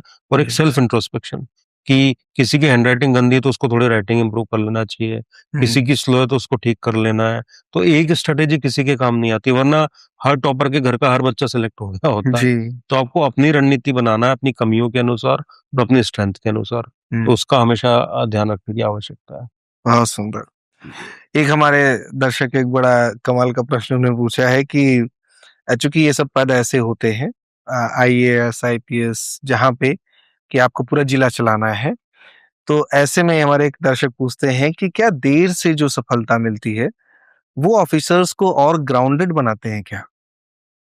ऐसा मुझे लगता है कि हालांकि प्रैक्टिकली मैंने देखा कि देर से सफल वाले थोड़े तो मुझे ज्यादा ग्राउंडेड मिले। लेकिन अगेन ये परिवार के संस्कार है, आपकी कैसी परवरिश हुई है, जी ठीक है, वो बड़ा इसमें महत्वपूर्ण रोल है। हम्म, और मैंने देखा कि आपका व्यवहार, आपका लोगों के प्रति जो एटीट्यूड है, वो ये शो करता है कि आपकी परवरिश कैसे हुई है। जी तो सीधा उस पर रिफ्लेक्ट करता है। हम्म, तो जनरली मैंने देखा कि जो लेट आते हैं वो थोड़ी उनमें ह्यूमिलिटी ज्यादा होती है। जी बट ये कोई हार्ड एंड फास्ट टूल नहीं है। जी हर प्रकार के परमुटेशन कॉम्बिनेशन जो है वो है यहाँ हम्म। पर। एक हमारे दर्शक पूछते हैं कि क्या यूपीएससी एस्पिरेंट को कोई बैकअप प्लान रखना चाहिए या यूपीएससी की तैयारी के वक्त सिर्फ यूपीएससी के बारे में सोचना चाहिए? मेरा मानना है कि जब आप तैयारी कर रहे हो तो सिर्फ तैयारी के विषय में सोचो, हम्म, क्योंकि ज्यादा इधर उधर सोचोगे तो फिर वहां से डिस्ट्रैक्शन होगा। आप ये सोच लो कि यही सब कुछ है। जैसे नेपोलियन के विषय में बोला जाता है कि जब उनकी आर्मी चलती थी तो पुराने ब्रिजेस सारे जला देते थे, तो पीछे लौटने का कोई ऑप्शन ही नहीं था। ओके मतलब आपको लाइव वहां पे जो है फाइट ही करना है हम्म और उसमें आगे बढ़ना है। हम्म। अच्छा, यूपीएससी की तैयारी में फैमिली का सपोर्ट कितना मायने रखता है?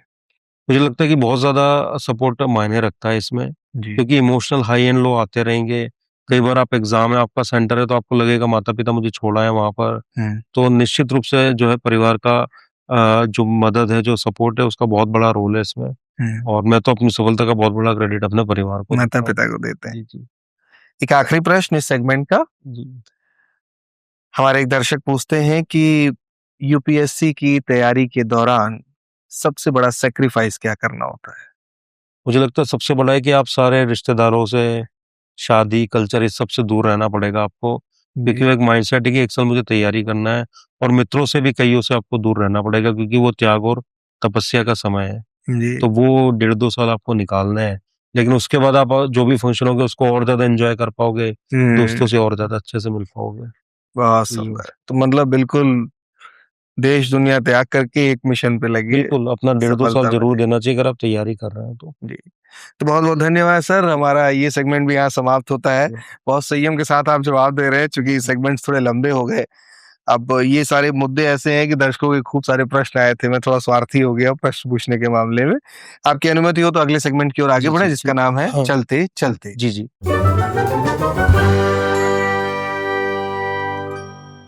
तो स्वागत है सर आपका हमारे आखिरी सेगमेंट में। हमें आपके माध्यम से एक खूबसूरत सी कविता सुननी है, लेकिन उसके पहले हमारा ये जो पूरा कॉन्सेप्ट था मुसाफिर किस्सों वाला, जी, जी। इसके बारे में आपकी राय जानना चाहेंगे सर। नहीं, बहुत अच्छा, और मैं तो बोलूँगा बहुत मेटिकुलसली प्लान्ड आपकी हर चीज़ जो थी। सर और कई जो मैं भी कुछ पहलुओं को भूल गया था, जी वो भी आपने इतना वेल रिसर्च्ड था, जी तो वो अनछुए पहलू जो है सामने आए जी और मुझे भी बताने का जो है अवसर मिला। एंड एवरीथिंग इज़ वेरी, मैं बोलूँगा फैंटास्टिक है, बहुत अच्छा। और आगे भी ऐसी स्टोरीज़ चलते ही रहना चाहिए। मैंने आपके जो प्रोग्राम्स देखे तो I was able to connect many things. तो अल्टीमेटली आपके व्यूअर अपने आप को कनेक्ट कर पाएँ, वो बहुत ज़्यादा आवश्यक है। जी तो बहुत ही सहज, बहुत ही सरल, बहुत ही आत्मीयपूर्ण जी और बहुत इमोशनली टचिंग जो है पूरा ये प्रोग्राम रहा है आपका। Thank you so much sir. और अब वो क्षण जिसका हम सभी इंतजार करते हैं, जी, जी। आपसे बहुत सारे जो आपकी विशेषज्ञता है उस पर चर्चा हुई, आपके जीवन के अनुभवों पर चर्चा हुई, लेकिन हम सभी के जीवन में कविताओं का, गीतों का बड़ा महत्व होता है। बिल्कुल, हर हाइज एंड लोज में और जितने प्रकार के बिल्कुल। इमोशंस हैं उसमें कविता कहीं ना कहीं जुड़ जाती है। तो आपसे बहुत ही आदर और सम्मान के साथ अनुरोध करूंगा कि खूबसूरत सी कोई कविता जो आपके दिल के बहुत करीब हो बिल्कुल। तो प्लीज सुनाने की कृपा जी, कीजिए। जी। तो मैं थोड़ा-सा बस पहले बैकग्राउंड दे देता हूँ कि ये सर। कविता मेरे लिए क्यों महत्वपूर्ण है। तो जब मैं 11वीं में था, मैंने बताया कि मैं गाँव से शहर गया, जो भी चल रहा था पढ़ाई, तो मैं ऑलमोस्ट फाइनल एग्ज़ाम से पहले के सारे एग्ज़ाम में फ़ेल था। जी। तो मुझे लगा कि मालूम नहीं अब आगे क्या होगा करियर अपना। जी। तो ये 11वीं का अभी भी मार्कशीट आप वहाँ से निकलवा सकते हैं। जब तो फाइनल एग्ज़ाम जो हो रहा होता है, तो उससे पहले 11वीं वाले 12वीं कक्षा वालों की विदाई एक देते हैं जनरली। जी। ये स्कूल में ट्रेंड था। हम्म। तो वहाँ हम कल्चरल में गए, तो वहाँ तो एक वो गीत था कि हारी बाजी को जीतना जिसको आता है, आता वो है। सिकंदर ही दोस्तों। तो जी। वहाँ से मुझे उस गाने से इतनी ऊर्जा मिली, जी। मैंने कहा अब अपन को सही में सिकंदर बनना है, फाइनल एग्ज़ाम में पास करके दिखाना है। जी। और लाइफ में पहला था कि मैं फेल हुआ हूँ पूरे साल भर। जी। मतलब जनरल में पास हो जाता था ठीक-ठाक, बट मैंने बताया कि 11th में मेरी बहुत ज़्यादा मर्ज़ी नहीं थी कि मेरे को मेडिकल में जाना है कि नहीं जाना है। जी। तो वो सुनी, और फिर जब मैं 12वीं में आया, तो बालकृष्ण शर्मा नवीन की एक कविता है, कौन कहता है तुमको खा सकेगा काल। ये हमेशा मेरे लिए प्रेरणा बन गई। मतलब वो फर्स्ट मैंने हिंदी खोली, मैं हमेशा आती थी तो मैं हिंदी की बुक ही देखता था कि कौन-कौन सी कविता है।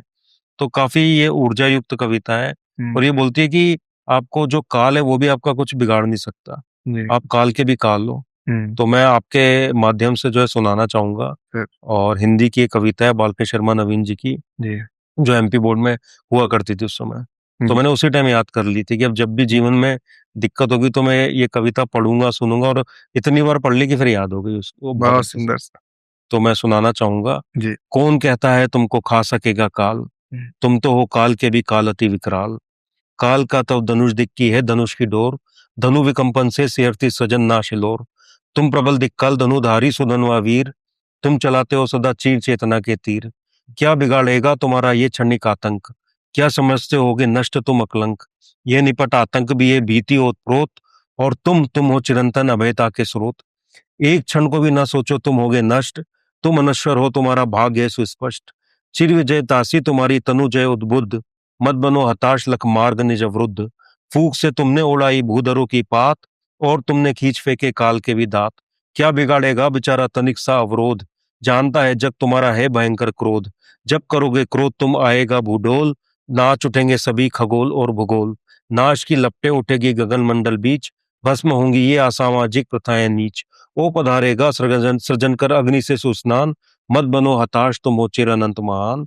मत बनो हताश तुम हो चिरअनंत महान। हाँ, क्या बात है सर, बहुत उम्दा। वो मतलब आपको उस समय की कविता बिल्कुल उसी रूप जी, में कंठस्थ है, बहुत सुंदर, बिल्कुल।